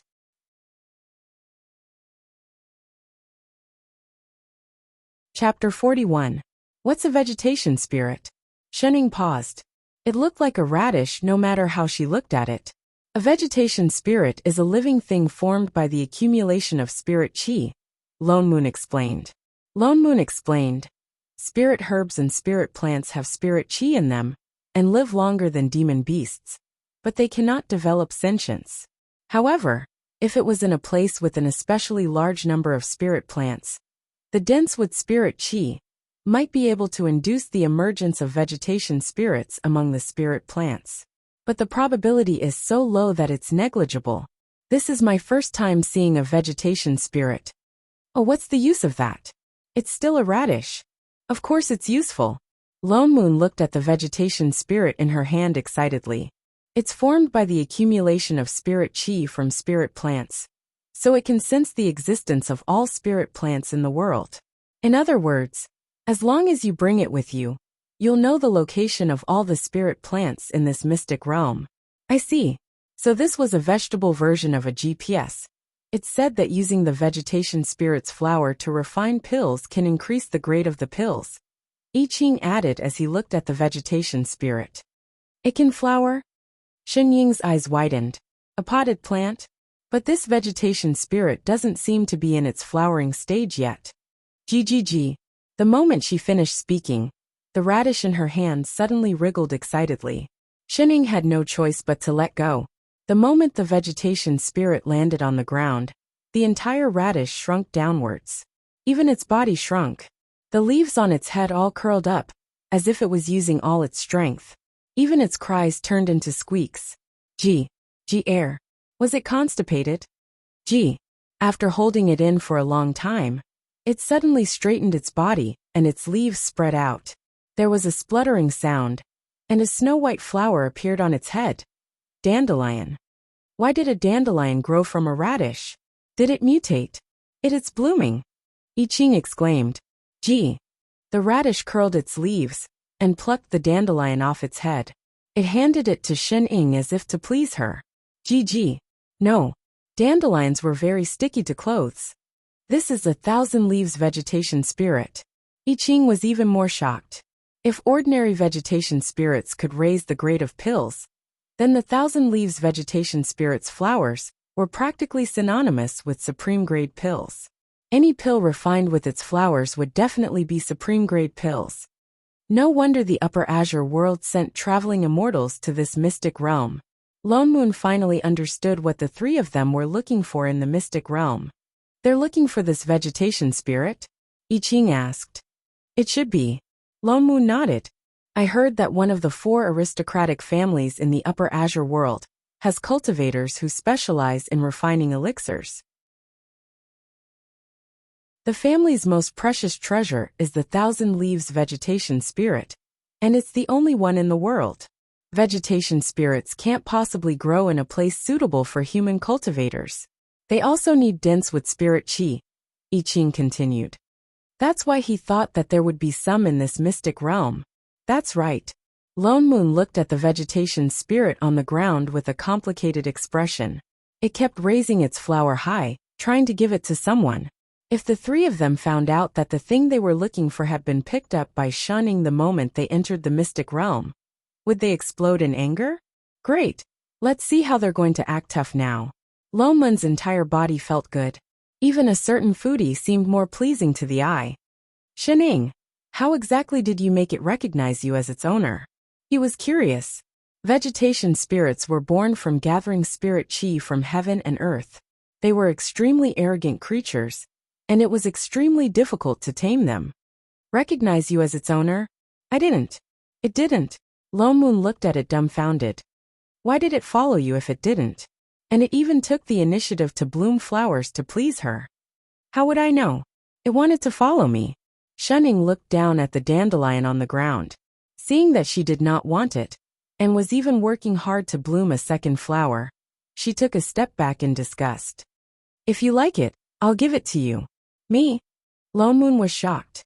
Even the Upper Azure world was trying so hard to get their hands on something. How could she just give it away so easily? Did she know what a vegetation spirit meant? It meant countless spirit herbs and elixirs. Did she still want to increase her cultivation level or not? Wait, she really didn't need it? Damn. The vegetation spirit on the ground seemed to understand what the two of them were talking about. Suddenly, it started waving its leaves anxiously. GGGG. The radish was unwilling. The corner of Lone Moon's mouth twitched. Forget it. I'm not a pill cultivator. What's more, it has already recognized you. Even if I wanted to form a contract with it, I would fail. Oh, Shening still looked indifferent. Why don't we throw it away? Throw it away, my ass. He had said so much for nothing. Then what should we do? She did not want to keep carrying a leg pendant. It was very heavy.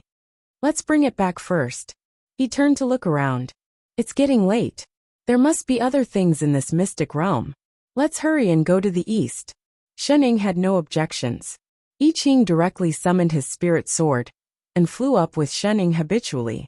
Lone Moon was about to fly up on his sword when he felt something heavy on his leg. He looked down and coincidentally bumped into the sight of a leg pendant. GG. The radish was stunned. It looked at the two people in front of it who had already flown away, then looked at the leg it was hugging. It seemed to have just realized that it had hugged the wrong person.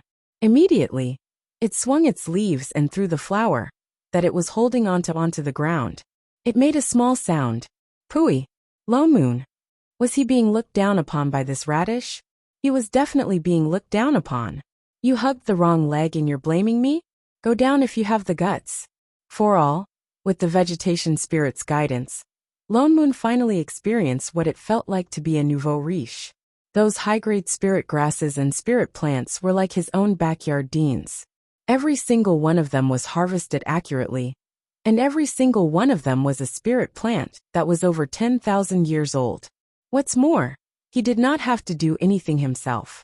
The vegetation spirit only had to wave its leaves lightly, and those spirit herbs would fly into the storage bag on their own. Just thinking about the reaction of the three people in the Upper Azure world when they found nothing made him feel that this trip was really worth it. They spent more than a month until their storage bags were full. Only then did they give up harvesting and focus on flying towards the center of the mystic realm. The three of them flew for 4 to 5 days before they finally exited the endless forest. Suddenly, a wasteland appeared in front of them. Compared to the forest before, this place was like the other extreme. There were steep cliffs and strange rocks everywhere. There was not a single bit of green in sight. It was so quiet that not even the sounds of insects and birds could be heard. The spirit chi here is a little strange. I Ching frowned and suddenly said, "What do you feel?" Lone Moon could also see that there was something strange about this place. He became alert. "I'm not sure yet." I Ching shook his head. The spirit chi here was very thick, even thicker than in the forest before. But for some reason, he felt that there was something strange about this spirit chi. There must be something hidden here. Be careful. Lone Moon nodded. He slowed down the speed of his flying sword and flew forward. They flew for a few more hours. They could no longer see anything apart from the rocks. But they did not find anything strange. Don't you feel? Shening suddenly said. A little hot.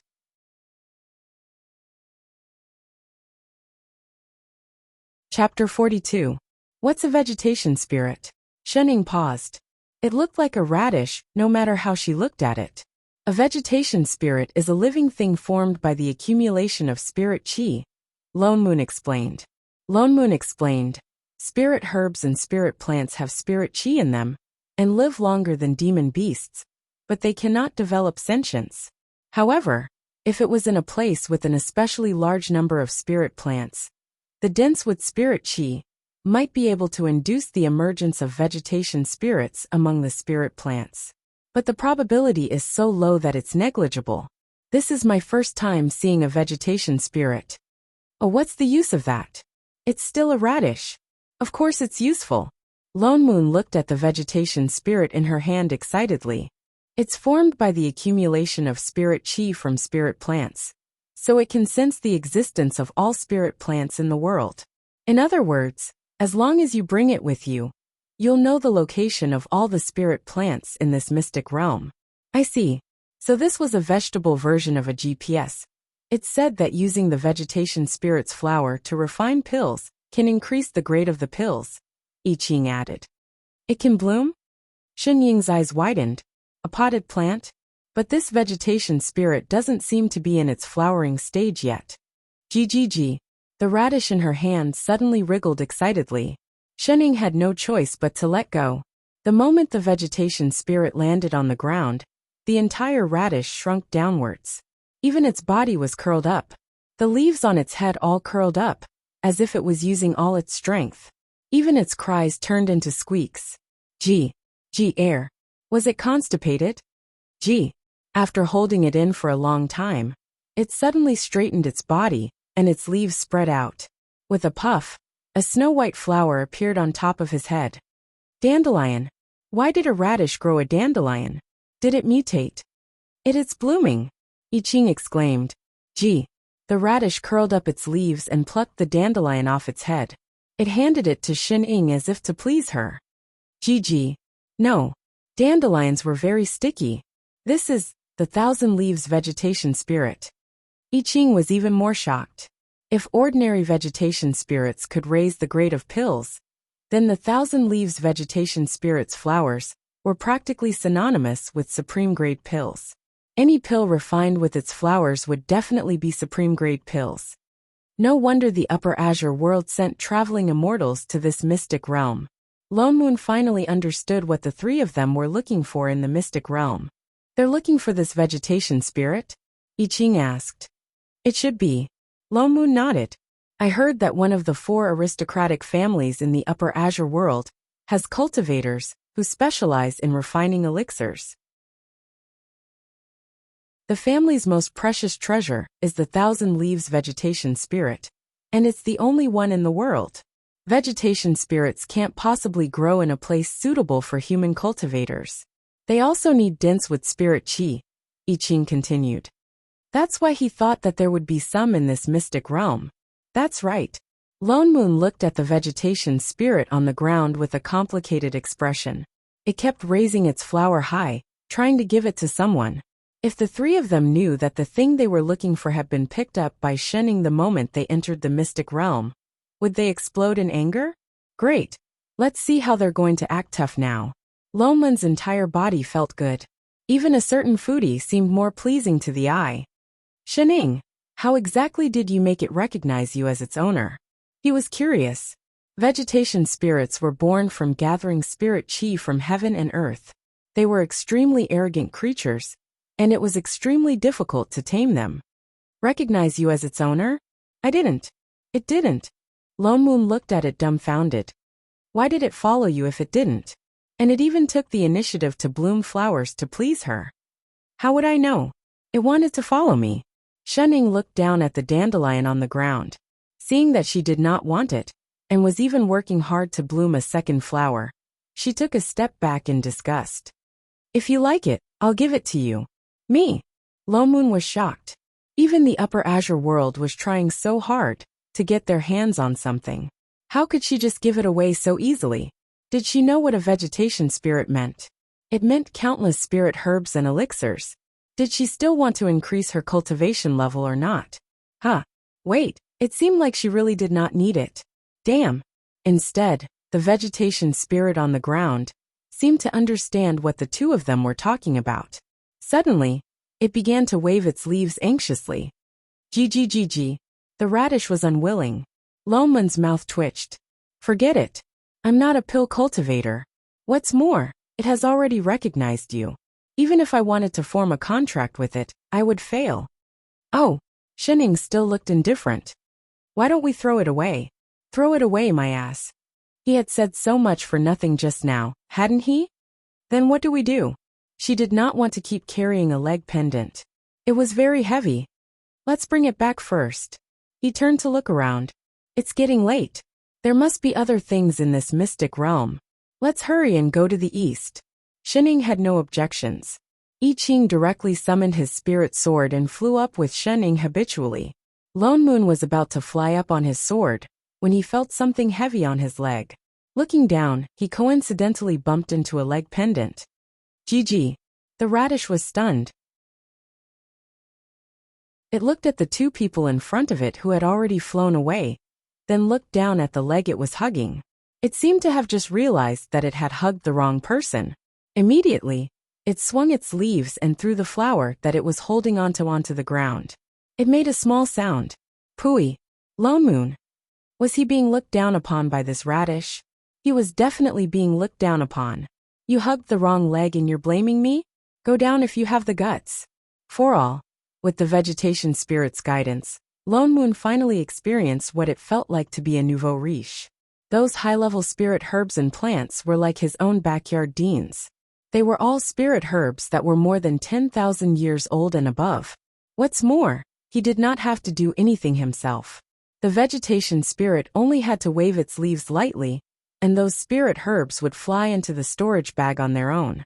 Just thinking about the reaction of the three people in the Upper Azure world when they failed to find anything, he felt that this trip was really worth it. They spent more than a month until their storage bag was full. Only then did they give up harvesting and focus on flying towards the center of the mystic realm. The three of them flew for 4 to 5 days before they finally exited the forest that stretched as far as the eye could see. Suddenly, a wasteland appeared in front of them. Compared to the forest from before, this place seemed to be the other extreme. There were steep cliffs and strange rocks everywhere. There was not a single bit of green in sight. It was so quiet that not even the sounds of insects and birds could be heard. The spirit chi here is a little strange. I Ching frowned and suddenly said, What do you feel? Lone Moon could also see that there was something strange about this place and became wary. I'm not sure yet. I Ching shook his head. The spirit chi here was very thick, even thicker than in the forest from before. However, for some reason, he felt that there was something strange about this spirit chi.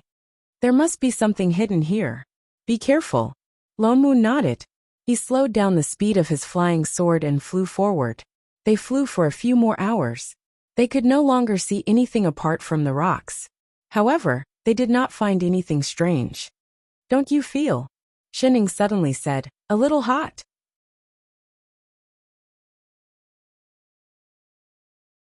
Chapter 43. Fellow Taoist, although this 1,000 leaves vegetation spirit is a treasure, it's only a treasure to a core cultivator. You are a sword cultivator, this thing is of no use to you. Why don't you give it to the Xianyuan family? Qing Lan's expression changed. He smiled and stepped forward. Don't worry, fellow Taoist. I promise that as long as you give it to us, we will discuss any treasures we find in this immortal palace. We will not make things difficult for you. Lone Moon's expression darkened. He had seen shameless people before, but not to this extent. What he meant was that he wanted them to give the 1,000 leaves vegetation spirit to them. What a good plan, fellow Taoist. You want to take the 1,000 leaves vegetation spirit we found with empty promises? This vegetation spirit has its own sentience, and might not even follow you. Forgive me for being blunt. He looked at Qing Yin, who seemed to be doing him a favor, and said word by word, "Don't you have any king shame?" The three men's expressions darkened. Qing Yin snorted, "You want to do this the hard way? Let's see what you're capable of. Seeing your brother, there's no need to waste words with him. Take him down first." With that, he summoned his Dharma artifact and charged forward. Since his threats had failed, he wanted to take it by force. Lone Moon laughed coldly and put the vegetation spirit into his storage bag. As he summoned his weapon, he whispered, "Shening, I'll leave the one in the middle to you later." Shening answered. Lone Moon blocked Qing Yin's attack with his sword. The two rays of sword chi collided, and the remnant sword chi split open the surrounding area. Their cultivation levels were similar, but Lone Moon was a sword cultivator after all. His sword chi was naturally different from that of ordinary cultivators. He forced Qing Yin back a few meters. You overestimate yourself." Traveling immortal Qing Lan frowned and snorted coldly. He glanced at the other cultivator beside him and flew forward to attack as well. I Ching went straight for the other cultivator. As a traveling immortal, Qing Lan did not care about the nascent soul I Ching at all. He followed Qing Yin and charged at Lone Moon, who had the highest cultivation level. Lone Moon had just forced Qing Yin back with his sword when Qing Lan's traveling immortal aura appeared in front of him. The sword was about to land on his opponent. Suddenly, Qing Lan felt something heavy in his hand. The spiritual power he had just condensed dissipated. His hand had been grabbed by someone. He was shocked. Ever since he became a traveling immortal, this was the first time someone had gotten close to him without him noticing. He opened his eyes wide and looked back, only to see a casual face. Who was this person? When did it appear? Before he could figure it out, he saw the woman say casually, she said, leave it to me. The kind that gave him money. So please cooperate." Qing Lan subconsciously wanted to retreat. He tried to withdraw his hand, but found that he couldn't. The hand that grabbed him seemed to have grown roots. He repeatedly formed hand seals with one hand and made a few hand seals, but he found that there was no effect at all. His hand that was grabbed still did not move at all. How was this possible? This woman's cultivation was actually so deep and profound. In the blink of an eye, thousands of thoughts flashed through his mind. His heart sank. He had been too careless. He did not expect that a small Middle Azure world would have someone who could subdue a traveling immortal. He gritted his teeth and decisively summoned his intrinsic Dharma artifact. A 3-foot-long golden sword flew directly towards the woman's chest. The woman still did not move.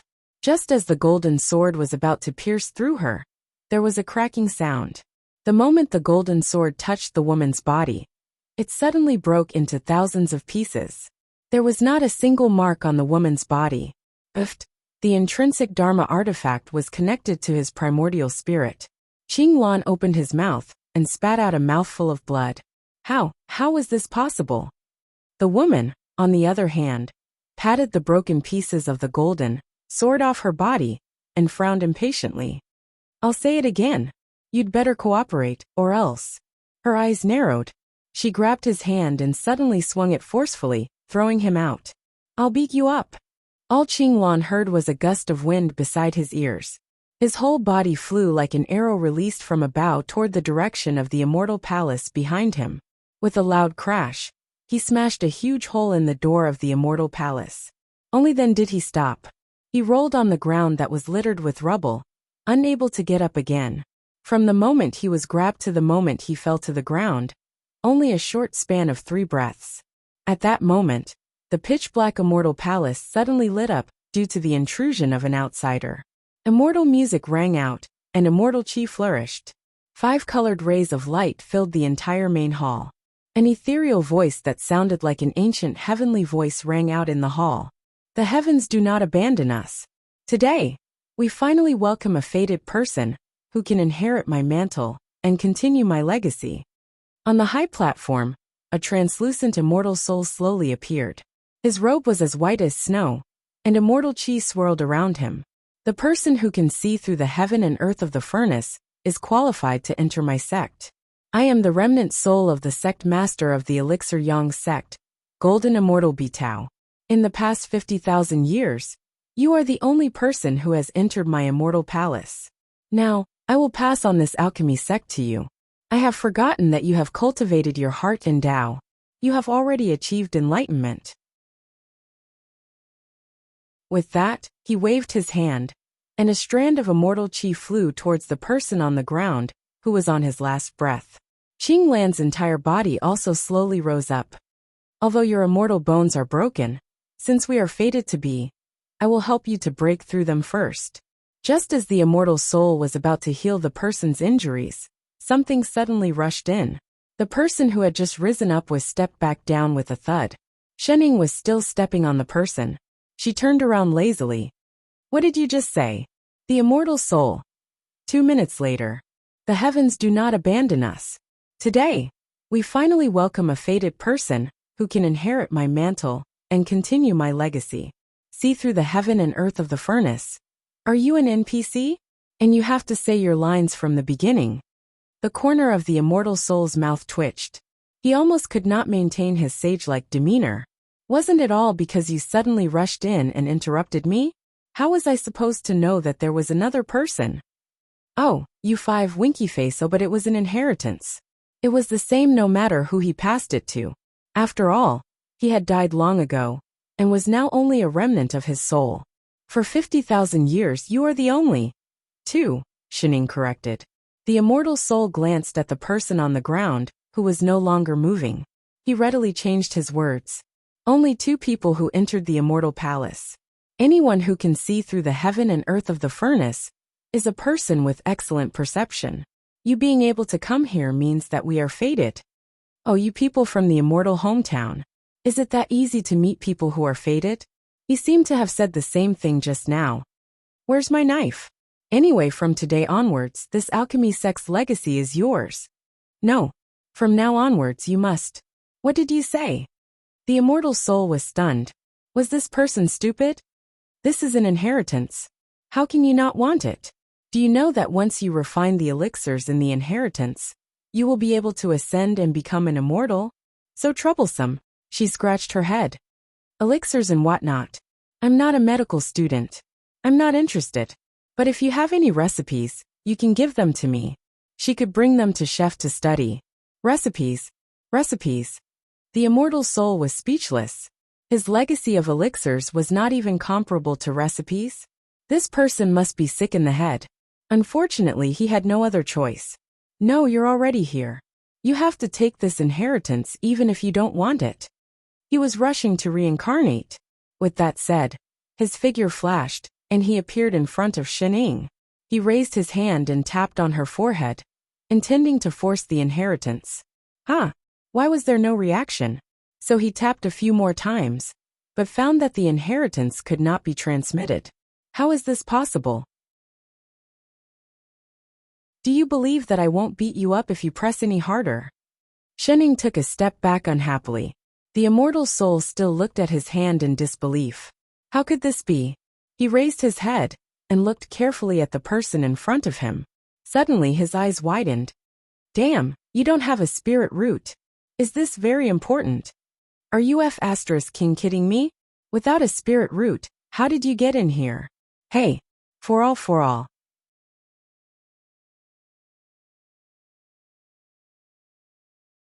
Chapter 44. I'm leaving. Shining turned and walked out of the hall. Wait, the immortal soul rushed forward and floated in front of her. As if making an important decision, he gritted his teeth and said, Forget it. It doesn't matter if you don't have a spirit root. I can carve some jade slips or copy them into books. You just have to bring them out. No, she was not a courier. Don't go, little girl. You're already here. Are you sure you don't want to bring something back? Seeing that she was still unmoved, the immortal soul anxiously rushed over and hugged her leg. I've waited for tens of thousands of years, and you came alone. If you don't bring it, who will? If I don't bring the legacy out, I won't be able to rest in peace. Who said I came in alone?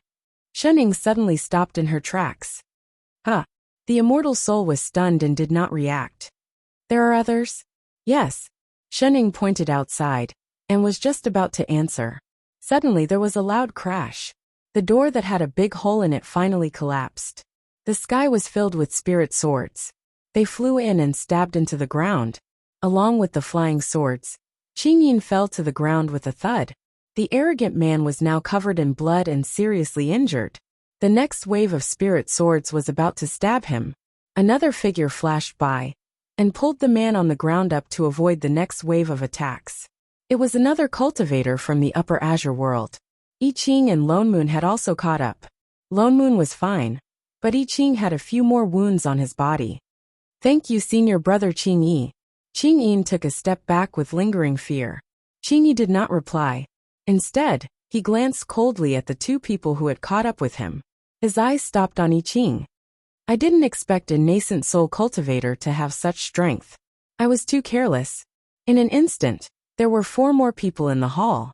There really were people. That's great. The immortal soul's eyes widened, and he was ecstatic. He stopped hugging Qing Yin's leg, and turned to float toward I Ching. Haha, young cultivator, you and I are fated. Cut the crap. Let's fight. Before he could finish speaking, I Ching had already rushed towards the person in the air again. His sword moved again, and the sky was filled with sword light again. The immortal soul had no choice but to look at Lone Moon. This fated person, you. Let's see where you can run to. With a whoosh, Lone Moon also attacked. What kind of a bunch of weirdos were they? Was fighting more important than inheriting the legacy? Was anyone listening to him? The situation in the sky was already very clear. Carrying an injured Qing Yin, Qing Yi had no choice but to dodge the attacks of the two. Lone Moon laughed coldly at the two of them. So the supremacies of the Upper Azure world are only this strong? Isn't it too easy to be an elder of your family? You. Qing Yin was exasperated, but it was true that he was not as skilled as Lone Moon. He could only glare at Lone Moon, his eyes almost piercing daggers. The next moment, I Ching conjured a sky full of spirit swords and chased after the two of them. In an instant, they blocked all their escape routes and attacked the two of them. Holding Qing Yin in one hand, Qing Yi, who had not said anything, suddenly had a solemn expression on his face. In an instant, an aura that was hundreds of times stronger than before exploded from his body. The spiritual swords that were attacking him suddenly stopped 2 feet away from him. And with a clang, they were all shattered into pieces. Puff! I Ching was caught off guard, and was swept by the remaining pressure. Instantly, his qi and blood surged, and he spat out a mouthful of blood. I Ching! Lone Moon hurriedly retreated. Shenning also took 2 steps forward. Are you alright? Master. I Ching wiped the blood from the corner of his mouth, and looked up at Qing Yi in the air. That person is not at the soul formation stage. That aura just now could not belong to a soul formation cultivator. Lone Moon's heart thumped. He's also a traveling immortal. Shit. They actually deliberately hid their cultivation level. Who would have thought that 2 of the 3 of them were traveling immortals? Ha ha ha ha. Qing Yin suddenly laughed wildly. Do you really think that you can defeat us with just a soul formation and a nascent soul? Humph. So what if you're a sword cultivator? In front of a traveling immortal, you're just ants. Wait for my master. Senior brother Qing Lan. He was only halfway through his threat when he suddenly saw that there was no movement from the person on the ground. His eyes widened abruptly. Lone Moon also noticed the corpse on the ground. He turned to look at Shen Ying, and silently gave her a thumbs up. This efficiency. She was indeed an ally, worth 2 bags of spirit stones. Senior brother Qing Lan. How is this possible? Qing Yin's face was full of disbelief. Who hurt him? Could it be that this immortal palace? He looked around for a long time, but could not find anyone else. Suddenly, he thought of something, and turned to look at the person beside him. Senior brother Qing Yi. Could it be that this place? Qing Yi was also stunned, but his eyes were not filled with worry. Instead, he looked around excitedly, his gaze instantly fixed on the front of the main hall, on the 2 eye-catching words, Alchemy Sect. The ancient Danyang sect. Qing Yi's eyes were even more excited as he stared at the words. Ha ha ha ha, this place is indeed indeed the immortal palace of the ancient Danyang sect. His expression darkened. Suddenly, he took out something from his robes and looked around. Then he turned and flew in the direction of the back hall. He slammed the thing in his hand against the wall. Instantly, the entire wall cracked and a passage appeared. It's indeed here. Lomun's heart sank. He suddenly had a bad feeling. Stop him. He rushed over and manifested his sword intent. At the same time, I Ching also attacked. Two beams of sword intent attacked the other party with all their might. Qing Yi looked back and snorted coldly, but he did not retreat. I don't have time to waste on you. He suddenly turned his hand and struck the back of the person beside him, pushing Qing Yin out to meet the two's full force attack. Senior brother. Qing Yin was completely unprepared. It was too late for him to dodge. He could only look on in disbelief, as he turned into ashes in the sky full of sword intent. Qing Yi had already turned around and disappeared into the wall. The wall also returned to its original appearance. F***CK. Lomun cursed. He had thought that the other party would at least try to stop him from entering. He did not expect that in order to enter, he would directly push Qing Yin out to die. The traveling immortals of the Upper Azure world were indeed ruthless. I wonder what's behind this wall. Why would that person be willing to betray the door? Lomun glanced at the shining wall in front of him. He subconsciously conjured a few spells and slammed them against the wall, but found that the wall did not react at all. He was stunned. This array formation was immune to spells. Why don't I do it? Shunning lifted her foot out of habit. Wait. Thinking of the furnace door that was kicked open earlier, Lomun hurriedly pulled her back. All right, Grandaunt. If you kick it, I think the entire immortal palace will collapse. Oh! Shunning retracted her foot. She would not kick it. She was too lazy to move. This wall seems to be an ancient array formation. You need a token to enter. Lomun thought of the item that Qing Yi had taken out just now. He carefully studied the array formation in front of him again. The eye of this array is constantly changing and is connected to the entire immortal palace. If you do not have the right way to break the array, you may destroy the entire immortal palace along with it. It's a pity that this array formation has long been lost. No one knows how to break it. Ere someone might know. Shunning raised her hand. The two of them were stunned.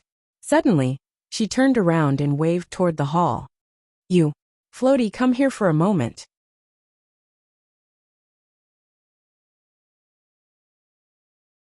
Chapter 45. The immortal soul's entire body twitched. He said angrily, You little doll, you are so rude. I am Golden Immortal Bitao. Although this is just a remnant soul, it is still an immortal soul, all right. What the hell was a floaty soul? Was he an ordinary floaty soul? He was an immortal floaty soul. Oh, I know. Float over here for a moment. Do I have to go over just because you asked me to? Bitao snorted coldly. He had no intention of floating over. He had emotions too. Master, it is? I Ching paused. Remnant souls were not easy to detect. What's more, the palace was filled with immortal qi. They really did not notice that there was a remnant soul in the palace. Oh, he said that he has been waiting here for tens of thousands of years. Shunning explained casually. He insisted on giving me the inheritance, but he did not succeed. Inheritance? Lomun was shocked. He looked at the remnant soul in disbelief, and then at Shunning. He can't be the owner of this immortal palace, can he? He focused and saw that the remnant soul was indeed surrounded by immortal qi. This really was an immortal soul. And you little doll, you have good taste. Bitao floated over satisfied. He looked Lomun up and down and said, I am indeed the owner of this immortal palace, the sect master of the Koryang sect. My Dao name is Bitao. Holy shit, it really is him. Although you are a sword cultivator, you have a supreme grade fire spirit root. Not bad. You have a good aptitude for alchemy. Bitao looked Lomun up and down satisfied.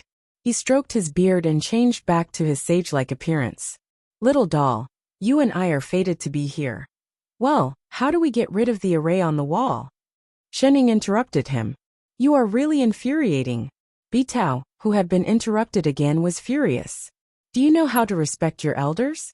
Choosing a successor is a very important matter. This is not as important as a mere array. You have no spirit root, and did not want to accept this inheritance. I did not make things difficult for you.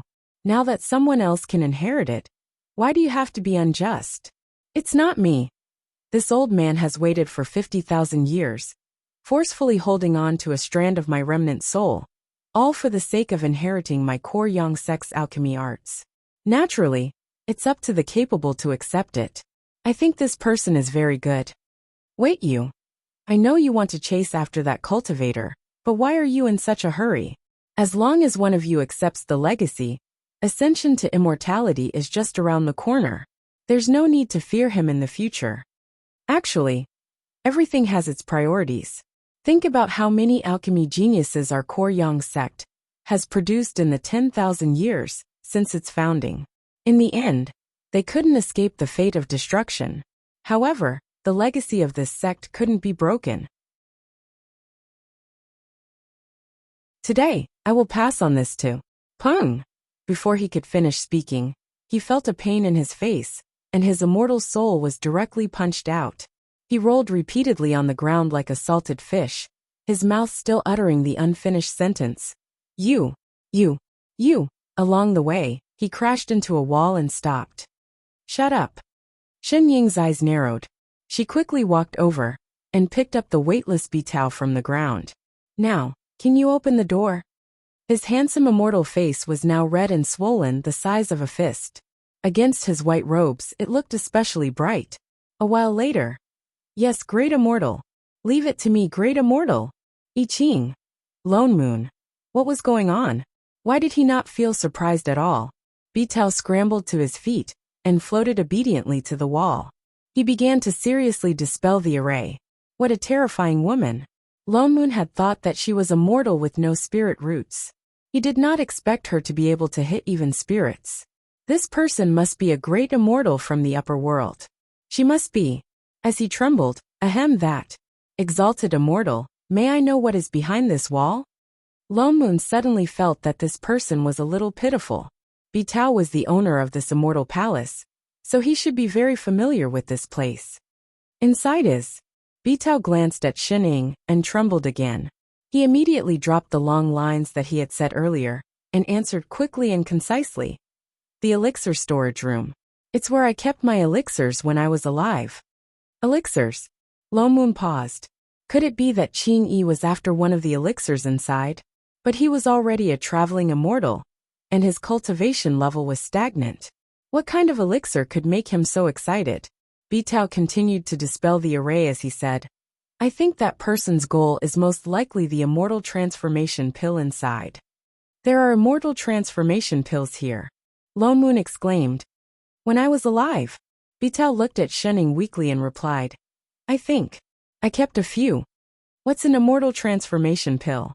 Shen Ying asked. Lone Moon's expression darkened. After a while he said, an immortal transformation pill is an immortal medicine that can repair immortal bones. It can only be found in the immortal realm. In ancient times, before the three realms were separated, the people who became immortals lived in the same land. This is an ancient immortal palace. That's why it has. Why does he want it? Because he's a traveling immortal. I Ching's expression darkened as well. He continued to explain, Master, the so-called traveling immortals are people who have failed to ascend to immortality. But they are also people who have gone through the heavenly tribulation. When they go through the heavenly tribulation, their immortal bones will be formed. But if they fail the heavenly tribulation, their immortal bones will be destroyed by the heavenly lightning. That's why traveling immortals have no chance of ascending to immortality. But the immortal transformation pill can repair immortal bones. That means he can become an immortal after eating it. Yes. I Ching nodded. No. The more Lone Moon thought about it, the more anxious he became. We can't let him get the immortal transformation pill. Otherwise, we really won't be able to get out. There had never been a real immortal in the three azure realms. Bitao was just a remnant of an immortal's soul. Yet, he could survive in this immortal palace for tens of thousands of years and still maintain a level of power that even they could not detect. No one knew how powerful a real immortal could be. Although they had Shening as a cheat, they still did not stand much of a chance against an immortal. Done. Bitao was finally done with the array. The wall opened up once again. A moment later, it turned into a door. Behind the door was a huge storage room. There were rows of shelves that looked like bookshelves everywhere. Each shelf held 1 or 2 bottles of different colors. The few of them walked in to take a look. A few pill shelves had already been overturned. Many bottles and jars were rolling on the floor. In midair, Qingyi was holding a bottle in his hand. He was laughing maniacally. I didn't expect you to come in here. It's a pity, you're too late. I've already found the immortal transformation pill. He excitedly poured out the pill from the bottle and swallowed it. Then, he crushed the empty bottle in his hand. His eyes were filled with excitement at the prospect of becoming an immortal. Soon I'll be able to ascend to immortality. Ha ha ha ha ha. In the next moment, the spirit chi on his body skyrocketed, and even the dense celestial chi in the surroundings surged. His cultivation began to soar at a speed visible to the naked eye. Holy shit! Lone Moon cursed under his breath. He did not expect that he would not make it in time. Let's get out of here. They had no choice but to leave now. He grabbed Xinying's hand and tried to turn around, but he could not.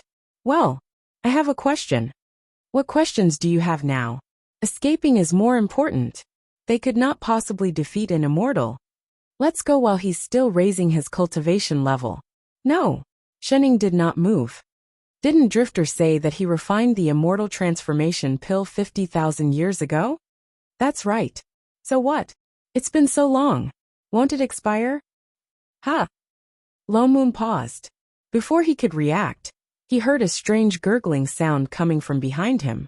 Qingyi's cultivation level was still rising rapidly, but the spirit chi on his body suddenly dissipating completely. See, he's having a stomachache, Shening said seriously. Lone Moon, I Ching, Bitao.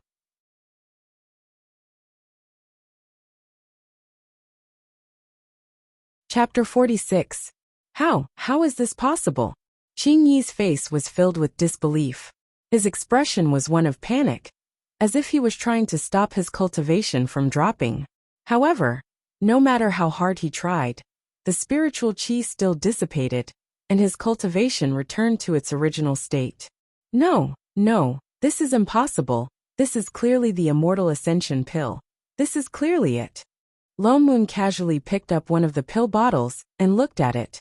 Only then did he realize that the sealing array on the bottle had long disappeared. Without the protection of the array, as time passed, the pills inside would naturally lose the effects they should have. It seemed that no matter how strong an array was, it was useless against time. It was no wonder that they had been able to enter the immortal palace so easily. There was not even an array formation on the door to stop them. The only array formation in the entire hall that worked was the one in the elixir storage room. Bitao's immortal soul was nearby, and the array formation was maintained by his immortal power. Qingyi, who had completely lost his immortal ascension dream, was in a frenzy. He grabbed a few bottles of pills and swallowed them. When he realized that none of them worked, he glared at the 3 people at the door. It's you. What did you do? His entire face contorted. His eyes were so fierce that he looked like he wanted to bite a piece of flesh off of them. The 3 of them. You ate expired pills and you're blaming us? Qingyi's gaze suddenly landed on Lone Moon. As if he had thought of something, his eyes cleared up and became filled with greed. That's right, the vegetation spirit, and the 1,000 leaves vegetation spirit. As long as I have that, I can refine another immortal ascension pill.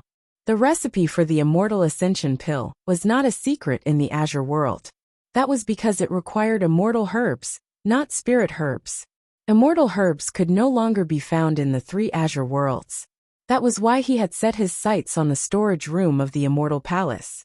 But the 1,000 leaves vegetation spirit could sense all the spirit herbs and immortal herbs in the world. Perhaps he could really find the ingredients he wanted. Give me the 1,000 leaves vegetation spirit. He suddenly turned and summoned a fire dragon, which flew towards the 3 of them. The fire burned all the pills in the room to ashes. Out of habit, Lone Moon summoned a protective barrier. Shening frowned, but I Ching stepped forward and waved his sword. Sword chi exploded from his body, forming a huge sword that cut the fire dragon in half. Master! He suddenly turned to look at Shining, his eyes filled with determination. Please leave this person to me. I will not bring shame to the sect. You're crazy. Before Shining could answer, Lone Moon spoke first. Although he did not become an immortal, he is still a traveling immortal. You can't beat him at all. Sword cultivators were powerful, and I Ching was the most powerful sword cultivator he had ever seen. I Ching could single-handedly challenge a soul formation cultivator with his nascent soul cultivation. But the key was that the other party was a traveling immortal. When it's time to use a cheat, use it. Brother! Master, please grant me my wish. I Ching did not even look at him. He looked straight at Shining. Lone Moon would deal with Ching Yin, Master would deal with Ching Lan, and he would deal with Ching Yi. Now that Ching Yin and Ching Lan had been executed, only Ching Yi remained. He was his master's only disciple. No matter what, he had to complete this mission. Alright, all the best. Shining nodded. Yes, master. I Ching turned around and charged at Ching Yi in the next moment. Wait! Lone Moon turned to look at Shining, then at a certain person who did not care about his own life. Hey! Shining! You're not really going to let him fight Ching Yi alone, are you?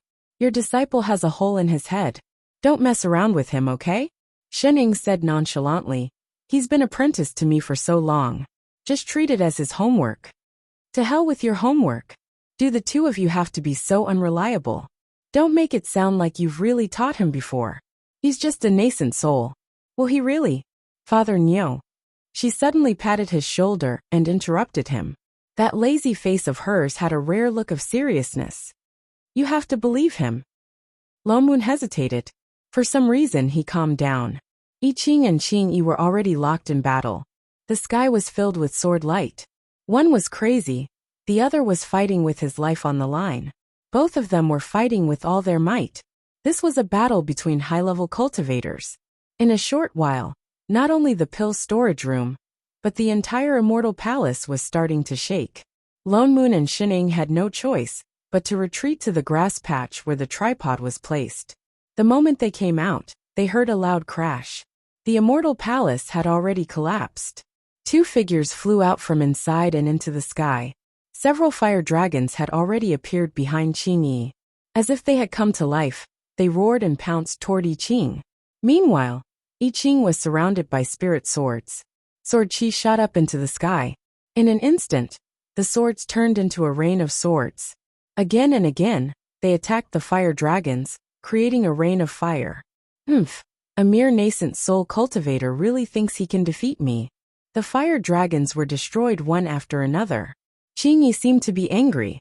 His expression darkened, and his hand seals changed.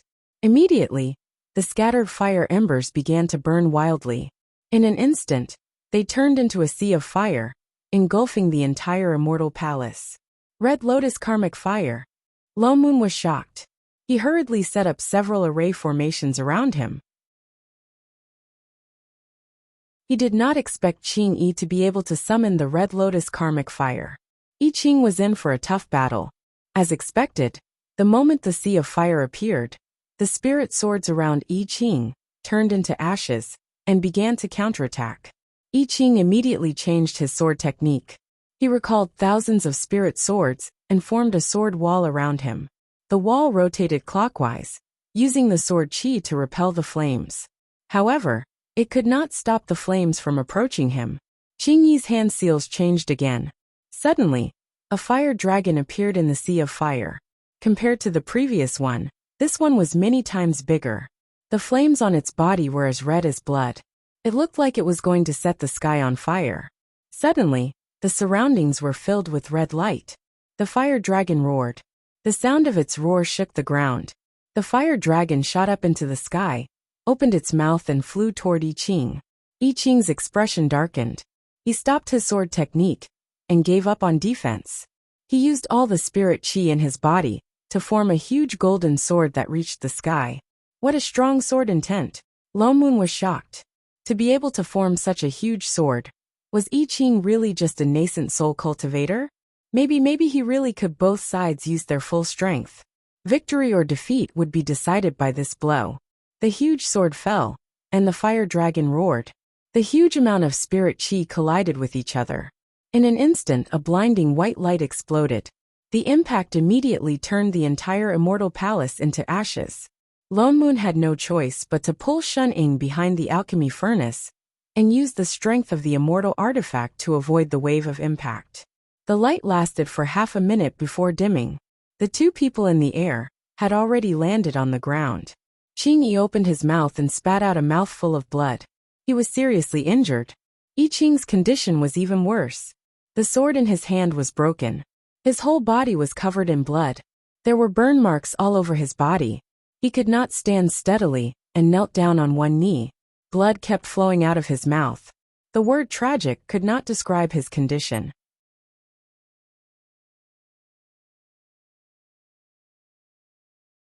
Chapter 47. Holy shit. Yi Qing's heart skipped a beat. He would have to be crazy to believe Xin Ying's words. Neither master nor disciple could be trusted. Hey, Yi Qing, are you still alive?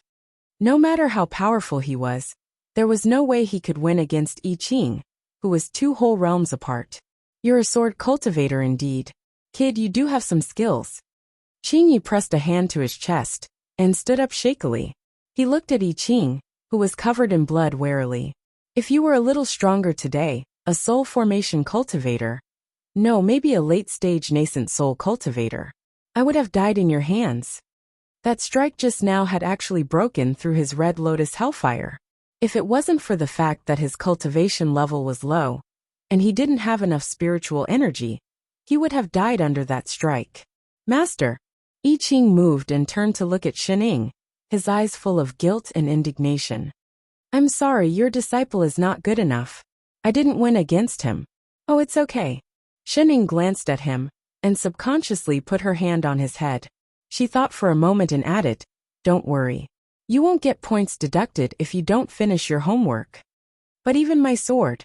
He picked up the broken sword in his hand. It was a shame for a sword cultivator to have his sword broken. It's okay. Actually. Xin Ying tilted her head. Before she could answer, Qingyi suddenly took 2 steps forward and stared at Yi Qing. I really can't let you go on like this. Otherwise, there will be endless trouble. With that said, he endured the pain on his body and summoned the huge dragon formed by the karmic fire again. He charged toward the 3 of them. Today you must die here. The fire dragon left a trail of scorched earth in its wake. Just as it was about to engulf the 3 of them, Xin Ying frowned. She dropped her hand from Yi Qing's head and took the broken sword from his hand. She waved it in the direction of the fire dragon. Shut up. Suddenly, there was a loud rumble. Qingyi only felt a white light that seemed to connect the heavens, and the earth brush past his sword. The fire dragon instantly disappeared, and the ground under his feet suddenly sank. Turning around, he saw that the entire Immortal Palace secret territory had been cut in half. What is this? Kacha, kacha, kacha. A series of cracking sounds came from all around. Cracks appeared on the ground, the palace, and even the sky, and they began to extend in all directions. The entire mystic realm seemed to be on the verge of shattering.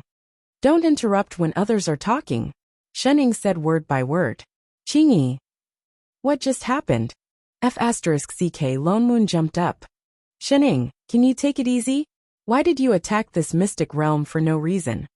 This was bad. This was such a good ancient mystic realm. She might not even be able to use it now. You're blaming me? Xin Ying rolled her eyes. It was clearly this place that was too fragile. F***ck. Masta? Yi Qing stared blankly at the sword in her hand. The sword was clearly broken. It could no longer be considered a weapon. Why? Why was Master still able to use such a powerful technique? Huh? Xin Ying was stunned. She followed his gaze to the sword in her hand. What did he mean? Why is Master still able to use this sword? His eyes were filled with curiosity. This sword was clearly broken. No one could use any sword techniques. Your disciple wants to know, where exactly am I lacking? Xin Ying stiffened. Was he asking his teacher because he did not finish his homework? Xin Ying coughed. Her eyes darted around before she said seriously. Well, swordplay is about becoming one with the sword. You don't have a sword in your hand, but you have a sword in your heart. The sword is just a medium. Even a flower or a tree can be a sword. Che plagiarist. Lone Moon rolled his eyes. He exposed her directly, plagiarizing lines from martial arts novels again. Have some shame. Don't listen to her nonsense. There is no sword in the hand, but there is a sword in the heart. No way. You really believe that? Where's your IQ? Becoming one with the sword. I Ching's body suddenly exploded with a huge amount of sword chi. The spirit chi in the surroundings began to rush into his body. In an instant, it filled up his already depleted dantian. The wounds on his body began to heal at a speed visible to the naked eye. Even his cultivation level began to increase. Holy shit. That works too. Damn it. Do you have to have an epiphany just by listening to me? Even a diehard fan doesn't have to be so professional, right? Do you think epiphanies are something your fans do? Master, I understand now. He suppressed the rapid growth of his cultivation level and turned to bow to Shining. Then he flew directly towards Qing Yi. At this moment, he did not have any Dharma artifacts in his hands. Yet, thousands of spirit swords appeared around him. His sword intent was 100 times stronger than before. Qing Yi's karmic fire of the Red Lotus could no longer hurt him. He had already suppressed his cultivation level to the nascent soul stage. Qing Yi was still a traveling immortal. Yet the two of them seemed to have swapped positions. Now it was I Ching who was suppressing Qing Yi. Lone Moon. He felt like he understood less and less this stupid world. Fine. Do whatever you want. I don't care anymore. _Hayan. I'm so tired. Father Neo watch. I'm going to take a nap.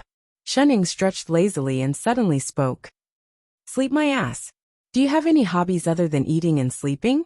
Is the person fighting over there your own disciple? Wait a minute. You just agreed to let I Ching choose.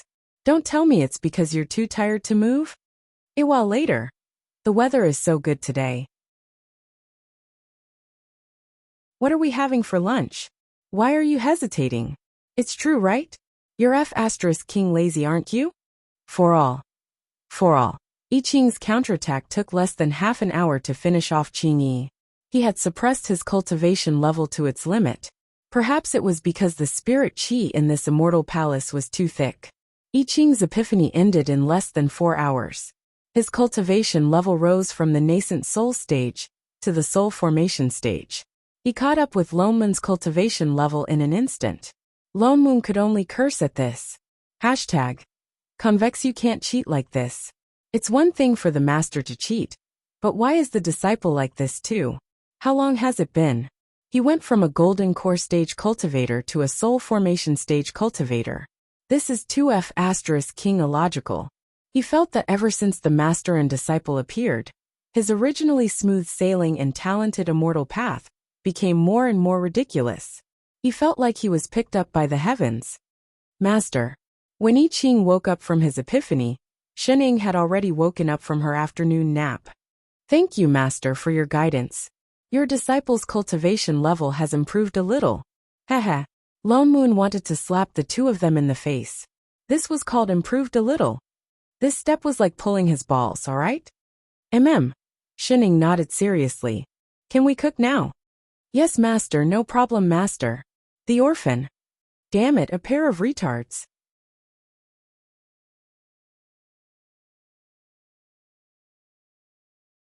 Chapter 48. They had barbecued spirit beast meat for lunch. I Ching had developed the habit of picking up spirit beast corpses. He even used the leftover karmic fire of the Red Lotus to barbecue the meat. Lone Moon silently lit a candle for Qing Yi, who had died with his eyes wide open. But the meat he barbecued was really King delicious. After finishing his 5th steak, Lone Moon started to worry about his future. Ever since he met foodie Shining, even Lone Moon, who had abstained from food for many years, had been awakened by the gluttonous instinct hidden in every Chinese.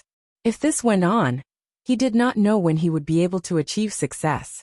Trash Shining, you ruined my path to immortality and prevented me from ascending. #*. Convex another piece. After the meal, the originally beautiful immortal palace had almost collapsed. Shen Ying's sword had already destroyed the foundation of the Immortal Palace. The entire Immortal Palace had now collapsed, leaving only a small area around the alchemy furnace. Where do we go next? Shen Ying looked at Lone Moon. You're the boss, you should speak. There are no other treasures here. Lone Moon turned back to look at the alchemy furnace. The Immortal Palace had collapsed, and the pills in the treasury had lost their effectiveness. The most valuable thing in this ancient mystic realm was probably the vegetation spirit. There was no need for them to continue. Let's go into the furnace and take a look. Once the 3 months are up, we'll go back. Please wait. The three of them were just about to move when Bitao suddenly floated out of nowhere. What about the legacy? My two friends, are you interested in accepting it? Lone Moon's heart skipped a beat. He had almost forgotten about the immortal soul. This was the legacy of an ancient immortal sect. Who knew how many lost pill recipes there were? Speaking of which, you've been doing this all the way here. What exactly is the legacy? Shen Ying asked. Bitao's eyes lit up at her question. He obediently floated closer and said, Great Immortal, this legacy contains all the pill recipes of our Danyang sect, as well as our pill-making experience and so on. 50,000 years ago, our Danyang sect was the most famous immortal sect. There were countless alchemists in our sect. Many immortals came to our sect just to get a single pill. Oh, so the legacy was a complete set of life skills. Great Immortal, I guarantee that no matter which of your two subordinates receives my inheritance, they will become famous pill refiners. You can easily refine the pills in the storage room. The corner of Lone Moon's mouth twitched. Hey, when did he become Shen Ying's subordinate? However, this inheritance was indeed very tempting. Shen Ying blinked. She didn't seem to be moved at all. Suddenly she thought of something. Are you sure that the inheritance contains top-grade pill recipes from 50,000 years ago? Of course. Any one of them is a supreme treasure. Oh, it's been so long. Won't it be outdated? Bitao was stunned. Look. Shen Ying started to explain seriously. Times are developing, and so are times. These technologies of yours have been around for 50,000 years. No matter how you look at it, they should have been innovated a dozen times in the outside world, right? Although it's not as exaggerated as digital products, which change every day, it's still possible for it to change every few years, or even every few hundred years, right? After all, 50,000 years is enough for us to go from the Stone Age to socialism. Bitao. Lone Moon. I Ching. Although he didn't understand what Bitao was saying, but why did he feel like vomiting blood? The top-grade pill recipes of the Danyang sect. Were they really outdated? Fellow Taoists. He turned stiffly to look at the two people beside him. Would you be willing to accept? Before he could finish speaking, Lone Moon and I Ching both took a huge step back. Can you not be so realistic? It's an ancient inheritance after all. Can you not be so disgusted?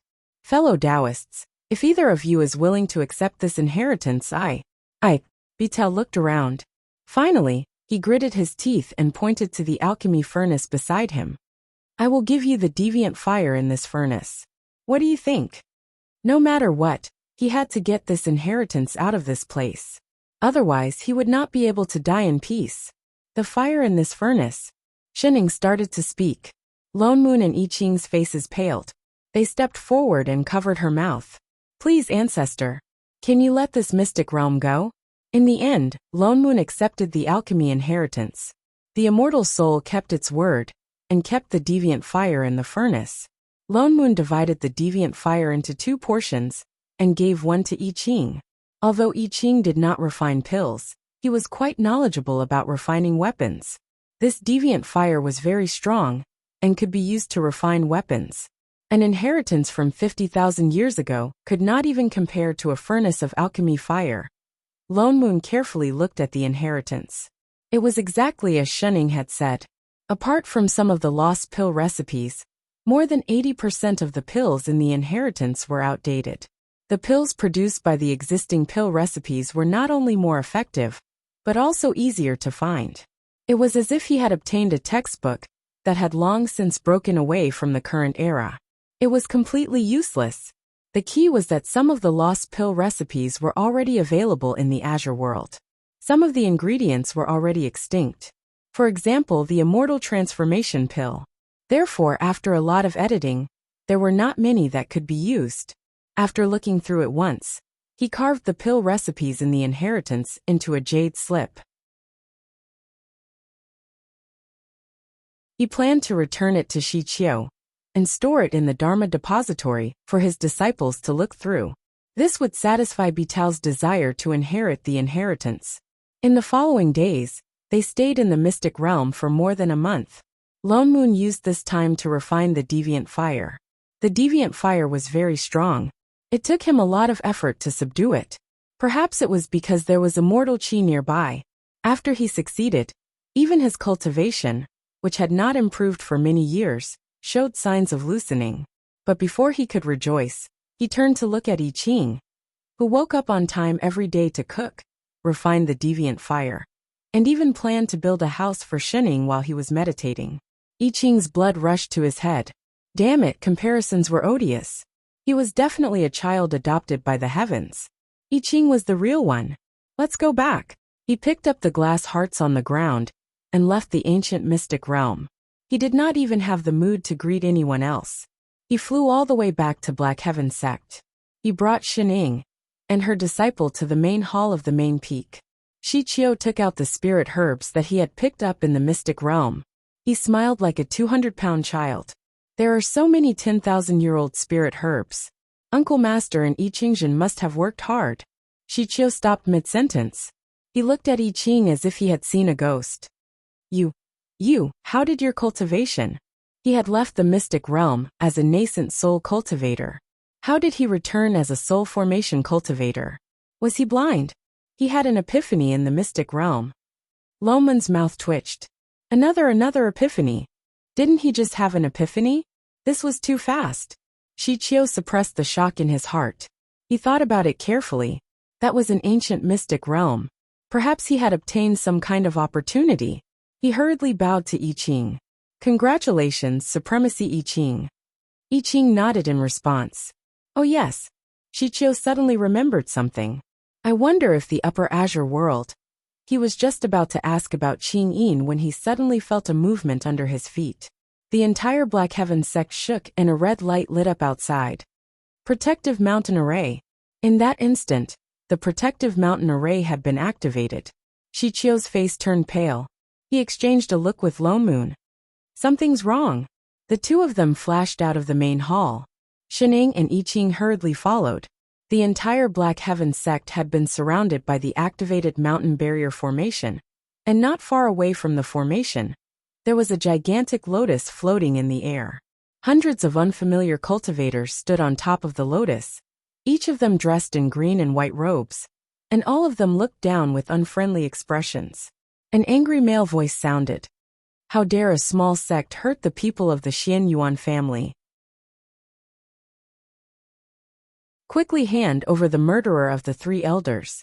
Otherwise, we will wash this place with blood.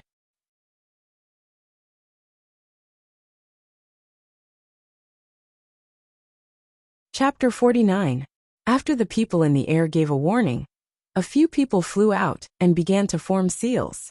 Soon, a bright red light shone, and a glaring light shot towards the Protective Mountain Array.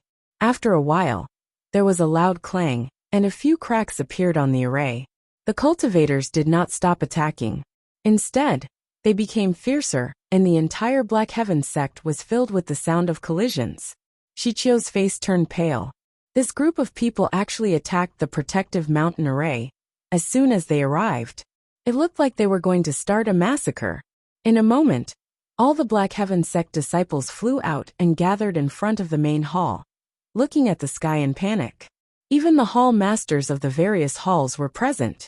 Senior brother, what is this? Hall master Shi Chen stepped forward and asked anxiously. I'm not sure either. Shi Qiu's heart sank. He turned and pulled a disciple over. Quickly go to Ling Xiao Peak and inform the two supremacies, Yi Xing and Yu Yang. Ask them to come out of seclusion immediately. No need. Just as he finished speaking, two white figures landed. We're already here. They had already noticed such a huge commotion. "Greetings, Uncle Masters." Everyone bowed in unison. Yu Yang nodded and frowned at the people in the air. "What's going on? Why are the people of the Xian Yuan family from the Upper Azure world suddenly here? They even looked like they were going to fight." Everyone looked confused. Lone Moon frowned, stepped forward and said in a low voice, "Senior brother, I think this group of people is here for me." Junior brother Lone Moon. The two supremacies were shocked and were about to ask in detail. Not far away, the protective mountain array was broken with a loud bang. The huge lotus flew straight towards the main hall and stopped in the air not far in front of the main hall. Looking at the 100 cultivators on it, everyone could not help but gasp. There were more than 10 soul formation cultivators, and the 5 leading them were traveling immortals. The rest were either nascent soul or golden core cultivators. There was not a single cultivator below the golden core level. Even if all the high-level cultivators in the Middle Azure world were put together, they would not be able to gather such a lineup. Shichio's heart sank. He was even more fearful of the Upper Azure world's strength. Seeing that the other party had no intention of starting a fight, as the sect master, he took a deep breath and stepped forward. "Fellow Taoists from the Upper Azure world, I apologize for not welcoming you earlier. But why did you destroy my protective mountain formation?" "Stop pretending." A soul formation cultivator on the right took a step forward. Judging from his voice, it was the one who had shouted earlier. 3 elders of the Xian Yuan family came to this realm out of goodwill to help you find out the truth of the newly emerged mystic realm. But you didn't know what was good for you and used some despicable means to kill them in the mystic realm. As one of the 4 great clans of the Upper Azure world, shouldn't the Xian Yuan clan be here to collect this blood debt from you? As soon as he said that, not only Shi Qiu, but most of the cultivators' faces darkened. They turned to look at Lone Moon and immediately guessed what was going on. Most of the disciples had seen how the 3 people from the Upper Azure world behaved when they arrived. He claimed that he was here to help them explore the pocket dimension, but in the end, it turned out that he was here to snatch resources. It was likely that he had attacked quite a few cultivators from the various sects in the pocket dimension, but the result was obvious. They had kicked an iron plate and were killed instead. There were many mystic realms in the 3 Azure realms. As many mystic realms had restrictions on the number of people who could enter, mystic realms were recognized as places outside of the law. Moreover, the Dharma treasures in the mystic realms were all ownerless. It was normal for several people to discover the same opportunity at the same time. Hence, it was common for people to snatch resources in the mystic realms. Naturally, those who were capable would get what they wanted. Grudges that happened in the mystic realm would not affect the outside world. On the surface, the various sects maintained such a tacit understanding. But the Xian Yuan family's actions today were a little ridiculous. Did it mean that only the Upper Azure world was allowed to kill people in the mystic realm, and others couldn't even resist? Fellow Taoists, the mystic realm is dangerous. It's normal for accidents to happen. Have you all made a mistake? Shi Qiu suppressed the anger in his heart and reminded them in a low voice. If you're still quibbling." The man suddenly raised his hand and produced 2 water mirrors. As he conjured a seal, he said loudly, "The people of the Xian Yuan family will plant a soul-tracking seal in their divine consciousness when they enter the sect.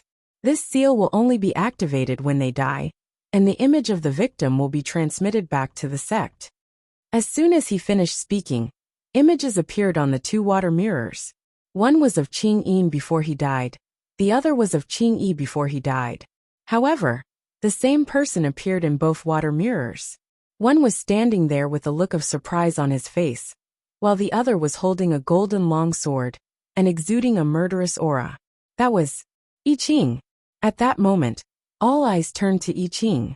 "What else do you have to say? He's the one who killed the 3 elders."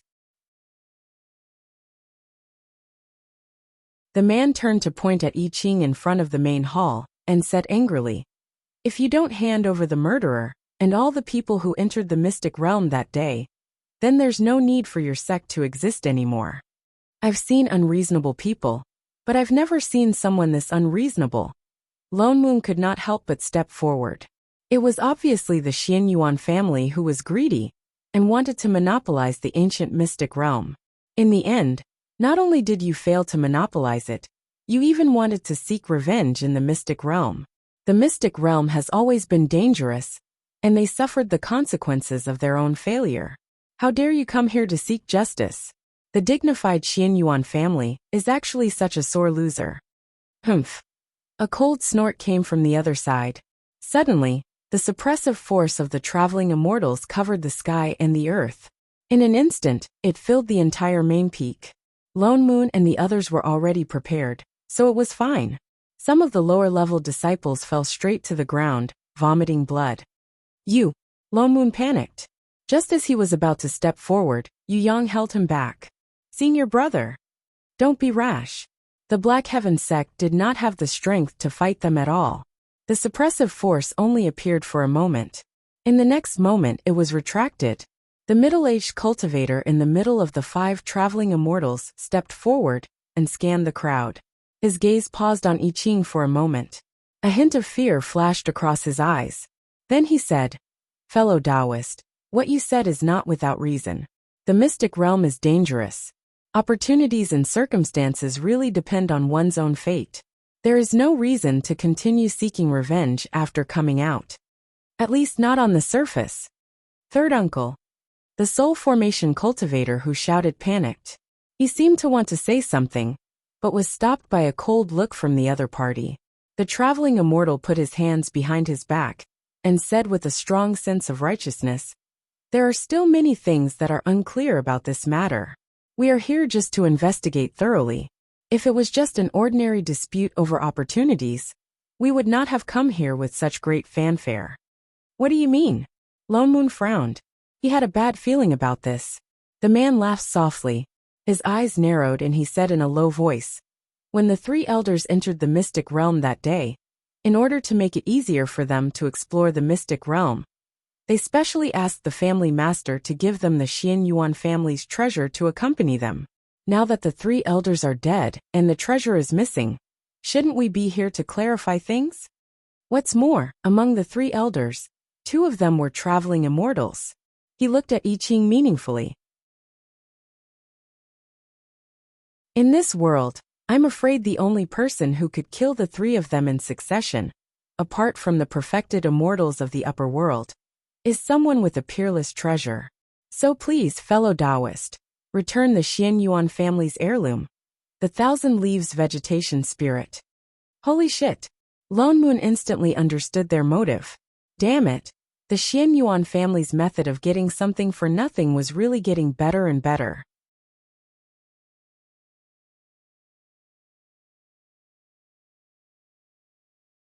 Chapter 50. Lone Moon was truly disgusted by these brazen bandits. These people were clearly here for the 1,000 Leaves vegetation spirit. They did not care how the 3 elders had died at all. They just wanted to use this as an excuse to cause trouble for the Black Heaven sect. "Fellow Taoist, you must have proof before you speak," Lone Moon said in a low voice. "You said that you brought a treasure into the mystic realm, so you took it with you?" When the 3 elders pleaded with the family head, many of the disciples could testify. They were all from the Xianyuan family and cannot be used as proof.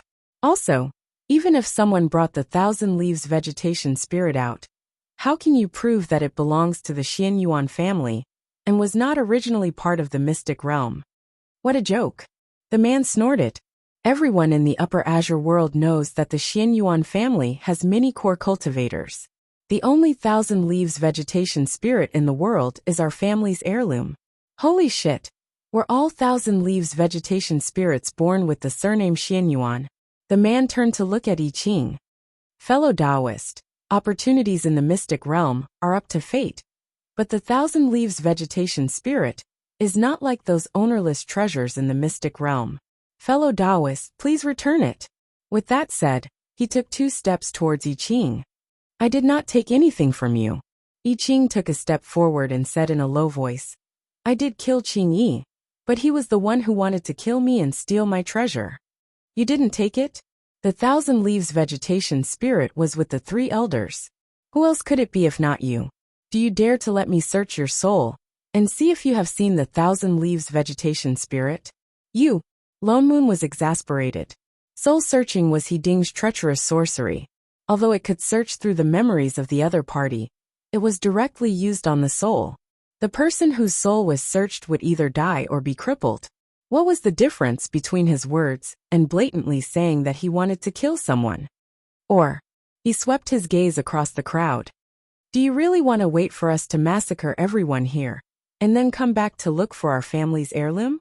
With that said, he released his suppressive aura once again, and the people he had brought with him all drew their weapons. Everyone from the Black Heaven sect panicked. Even Shi Qiu and Yu Yang turned to look at I Ching suspiciously. Lone Moon was exasperated. For the first time, he felt an unspeakable grievance. The Xianyuan family had come with ill intentions, and they had no intention of letting the Black Heaven sect off so easily. They were just using the vegetation spirit as an excuse to vent their anger. As for whether or not I Ching had the 1,000 leaves vegetation spirit on him, they did not care at all. All they wanted was an excuse. If I Ching insisted that he did not have the 1,000 leaves vegetation spirit, they could still destroy the Black Heaven sect. Not only would they be able to avenge the three of them, but they would also gain a new power in the lower realm. If I Ching did have the 1,000 leaves vegetation spirit, that would be an even bigger surprise. And they really did have that thing. Everyone present understood this logic and could see it clearly. However, in the face of the upper realm's aristocratic families, the tiny Black Heaven sect did not even have the right to resist them. The strength of the two sides was not proportional at all. Moreover, there were so many low-level disciples. No matter what the result was, the Black Heaven sect would suffer heavy losses. I did indeed see the 1,000 leaves vegetation spirit in the secret realm. I Ching's expression darkened. Naturally, he had guessed the other party's intentions. He walked past the crowd and said, "But it was not your Xianyuan family who brought it into the mystic realm." As soon as he said this, the traveling immortals on the lotus flower all paused. On the other hand, the people of the Black Heaven sect were in an uproar. They all turned to look at I Ching with unfriendly eyes, especially those disciples who did not know the truth. It can't be. So he really took it? No wonder the people of the Upper Azure world are so angry. Isn't he a sword cultivator? Why would he want that sacred alchemy item? Who wouldn't be jealous of that kind of treasure? I saw that he was only a nascent soul before, but the moment he came out of the mystic realm, he was already a soul formation cultivator. Who would believe that he didn't have a treasure on him? Sigh. How did our Black Heaven sect produce such a person? The more Lone Moon listened, the angrier he became. He wanted to rush into the crowd and sew up these idiots' mouths. Even some hall masters turned around and tried to persuade I Ching. Supremacy I Ching, if you really took that 1,000 leaves vegetation spirit, why don't you return it to them? Why drag the sect down with you? Shut up. Lone Moon's heart sank. He glared at the person who spoke. How could he say something like that? When those three people came to Black Heaven sect, if not for their incompetence, how could I Ching, a nascent soul cultivator who had just entered the sect, enter? It was not easy for him to come back. He even brought back so many spirit herbs and gave them all to the sect. Now that a disaster was upon them, were they going to disregard his life for the sake of survival? How shameless could they be? Moreover, it was obvious that the Xianyuan family was deliberately looking for trouble. How could they blame it on I Ching alone? He was just unlucky enough to be captured by the images of those three people before they died. This is not what I said. It's from the Upper Azure world. That person took a step back, but he still did not give up. Lone Moon.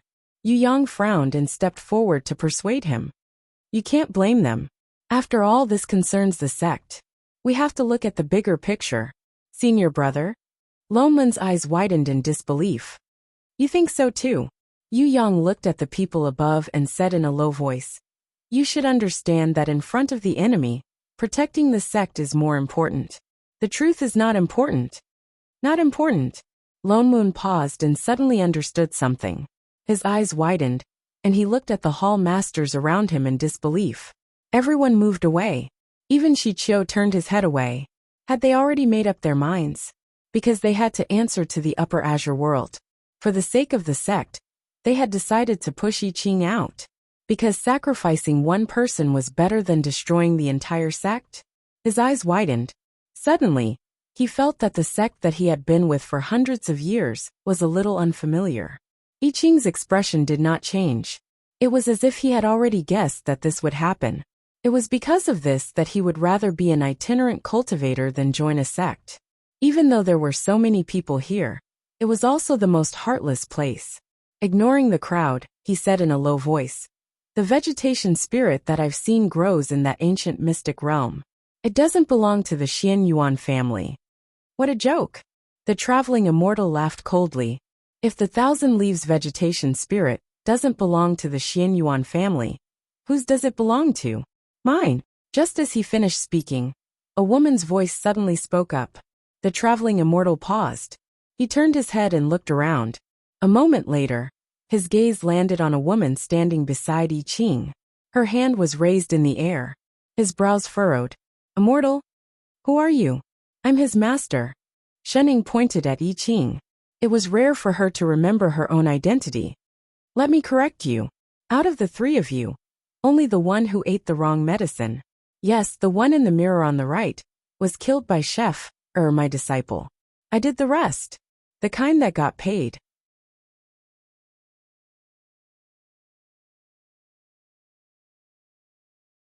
Chapter 51. The people on the lotus were stunned. She was the one who killed the other two supremacies. They took a closer look at the water mirror.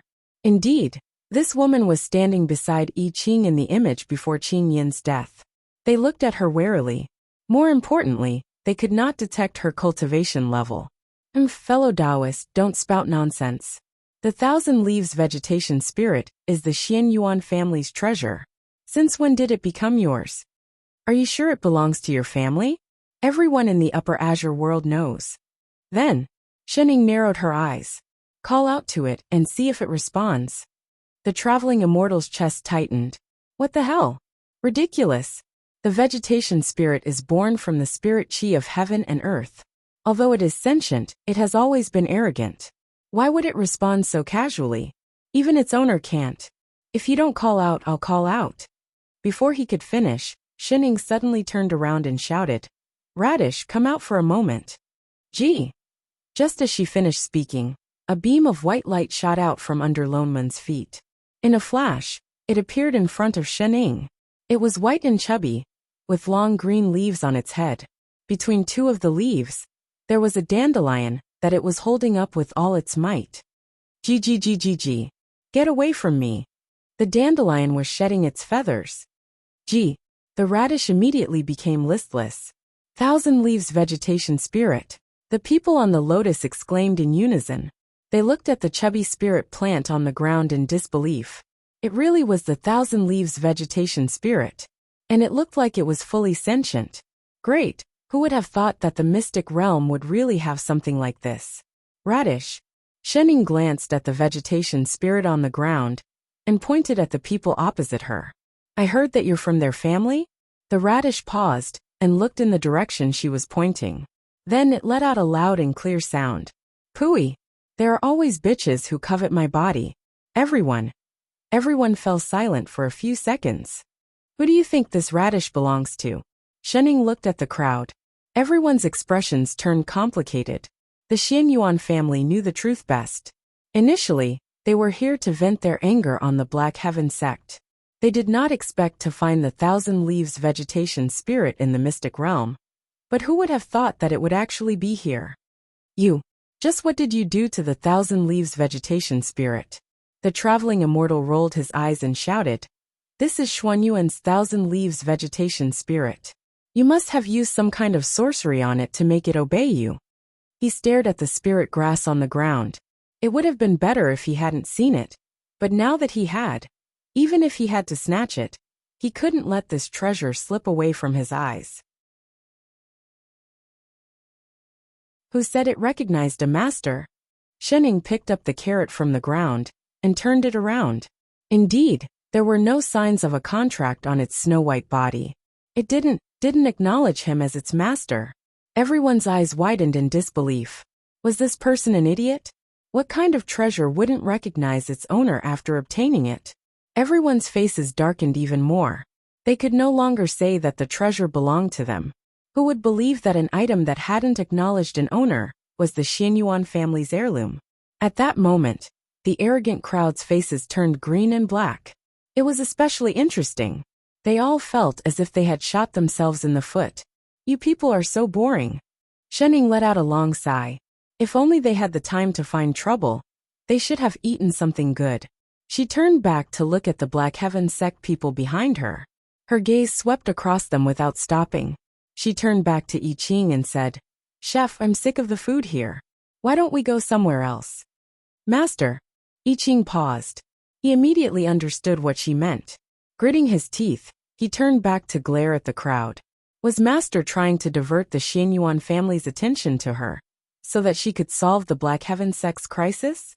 What right did this bunch of cowardly, ungrateful people have to do that? "Yes, Master." I Ching clenched his fists by his side. He took a deep breath and turned to say, "Sect Master Chiu, sorry for disturbing you these days. I Ching is an itinerant cultivator and cannot be bound by the rules of the sect. I would like to resign from my position as a guest elder. The path of immortality is uncertain. I hope that all of you can ascend to the immortal realm as soon as possible." With that said, he took out the disciple jade token that was given to him when he entered the sect and handed it over. "I Ching." Loman's eyes widened. "What are you doing?" "Supremacy, farewell." Shichio's hand trembled, but he still took it. He suddenly felt ashamed. The most innocent person in this matter was their own disciple. But for the sake of the sect. "Shichio, you." Lone Moon looked at Shichio in disbelief. I Ching didn't care about leaving the sect. He had no feelings for the Black Heaven sect. He knew all too well what the other sects did. From the moment he saw the water mirror, he knew how the people of the Black Heaven sect would react. Although the Xianyuan family had no reason to act up now, as long as the vegetation spirit was around, as long as he and his master were still part of the Black Heaven sect, they would not let the Black Heaven sect off. The aristocratic families of the upper world had many ways to deal with the sects of the lower world without bloodshed. As time passed, there was no guarantee that these people would not resent them. They might as well leave. "Master." I Ching ignored Lone Moon and walked back. Shening nodded, then looked up at the people on the lotus and said, "You. I was the one who beat up your people and picked up Radish. If you are not happy, come and find me. This has nothing to do with others." With that said, she stepped onto I Ching's flying sword and flew into the distance. "Wait, you." Lone Moon was about to step forward to stop them. Yu Yang stepped forward and stopped him. "Junior brother." They left for the sake of the sect. Don't let them down. Lone Moon clenched his fists. What sect? Shening did not care about such things. No matter how many traveling immortals the Xianyuan family sent, what could they do to her? She purposely left with the Thousand Leaves vegetation spirit, just not to make things difficult for him. He was Supremacy Lone Moon of the Black Heaven sect. "Senior brothers." Lone Moon took a deep breath and made up his mind. He cupped his fists towards Yu Yang and said, "Lone Moon does not care about the sect, but I know what it means to be a friend. They entered the mystic realm because of me. Since the Black Heaven sect could not protect them, I cannot sit back and do nothing. Please forgive me. I cannot call myself a disciple of the Black Heaven sect anymore. What was the point of staying in a sect like this?" "Junior brother." "Uncle Master." Everyone's expression changed, but he directly returned his jade token to Shichio, turned around, and chased after them on his sword. "You two stop right there." Seeing that they had left with the Thousand Leaves vegetation spirit, the people of the Xianyuan family no longer wanted to attack the Black Heaven sect. "Since this is a misunderstanding, we will not trouble you any further." The traveling immortals on the lotus waved their hands, and the entire lotus flew away from the main peak. The sky twisted, and a passageway appeared. The huge lotus flew towards the entrance, but the 5 traveling immortals sitting in the middle of the lotus suddenly disappeared.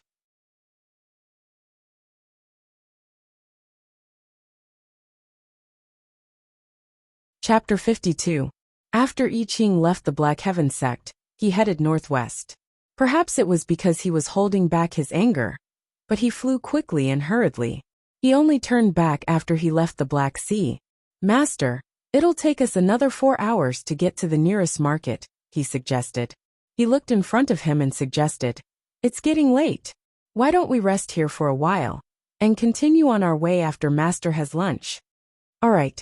Shening rubbed her tummy. I was waiting for you to say that. I Ching immediately turned his spirit sword around and flew down to an empty space. He conjured a wind elemental spell to clear the area. Master, wait a moment. It'll be ready soon. As he started a fire, he took out the spirit beast meat from his storage bag. This is still within the Black Heaven sect's territory. It's hard for spirit beasts to appear here. However, there's a transportation array at the market in the east. Once we pass through it, we'll be able to return to the thatched cottage in 3 days. Ah, thatched cottage? What cottage? Shening paused. The cottage that Master used to live in. I Ching paused. Master, aren't you going back? Shening suddenly thought of the baskets full of radishes. Her mouth twitched. She patted his shoulder and said, That chef actually. She was just about to dismiss his idea of going home to eat radishes when suddenly, a suppressive force swept toward the two of them. A spirit wind blew, causing leaves to fall from the sky. 5 figures in green and white descended from the sky and landed in front of the two of them. The two of you left so quickly. It took us a while to find you. One of them stepped forward and smiled. People from the Xianyuan family. I Ching's expression darkened. He stood up abruptly. These were the 5 traveling immortals on the lotus seat. He was about to summon his spirit sword when Shening pushed him back down. Shening pressed him back down. Go roast your meat. Yes, master. I Ching had no choice but to squat down again. He could not help but glare at the 5 of them. Although he had guessed that they would come to snatch the 1,000 Leaves vegetation spirit, he did not think that they would come so quickly. Could they not wait any longer? He did not think that the aristocratic families of the upper world would have such ugly manners. Fellow Taoists, sorry to disturb you. The middle-aged traveling immortal stepped forward and smiled politely at Shening, but the greed in his eyes seemed to be overflowing. Please forgive us for following you without permission. We really had no other choice. We have a presumptuous request that we hope fellow Taoists can fulfill. Without waiting for Shening to ask, he took the initiative to explain. My Xianyuan family has always produced many alchemy cultivators. In the entire 3 Azure realms, I'm afraid you won't be able to find a stronger alchemy cultivator than my family. The family head is even a 10th stage alchemy master. The 1,000 Leaves vegetation spirit that you obtained is a sacred pill refinement treasure. It is only useful for pill refinement cultivators, and is completely useless to other cultivators. I don't think you're an alchemist, so why don't you give it to my Xianyuan family and make the best use of it? Shening bent down and picked up a certain leg pendant that had been wrapped around her foot ever since she left Black Heaven sect. You mean this one? Gee. The radish pendant immediately waved its leaves. Everyone's eyes lit up. The middle-aged traveling immortal took a few steps forward and said excitedly, That's right. You want it? Shening tilted her head. The traveling immortal's expression changed. His smile deepened as he said, Fellow Taoist, this 1,000 Leaves vegetation spirit is quite intelligent. If you take good care of it, it might be able to take human form in no time.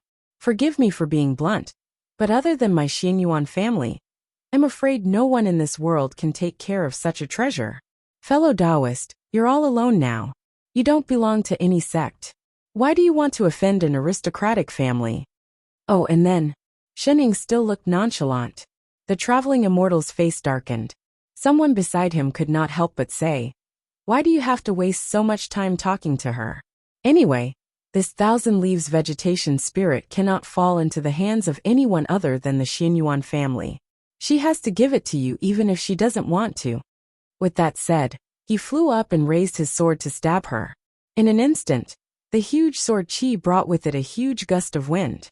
Wherever it passed, the grass and trees flew, and the spirit chi was overwhelming. His speed was extremely fast. In a flash, He was already in front of Shining. The long sword was about to sink into her head. Shining suddenly raised her hand. There was a loud clanging sound. The sword in the traveling immortal's hand broke into pieces. It broke into pieces in Xin Ying's palm, along with the sword hilt.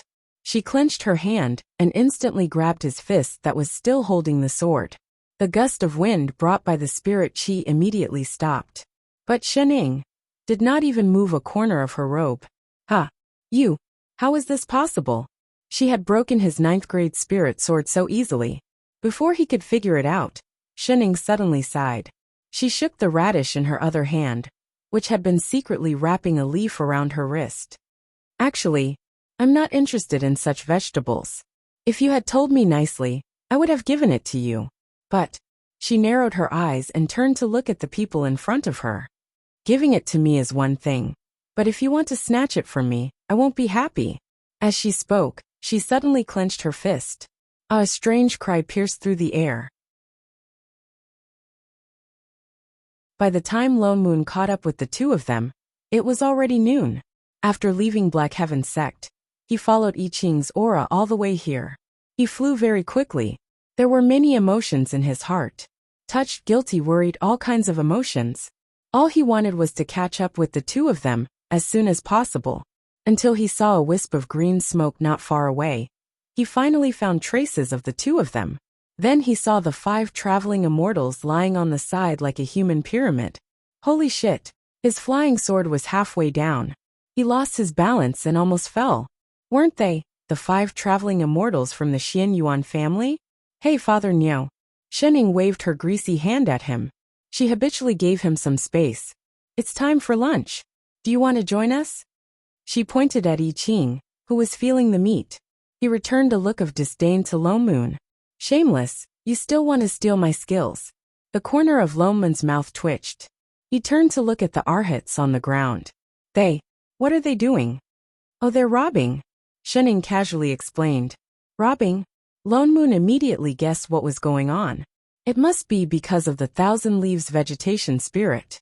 But how long had it been? 5 traveling immortals were lying on the ground just like that. And they looked so pitiful. "What exactly did you do?" "Don't worry, they won't die. They just fainted."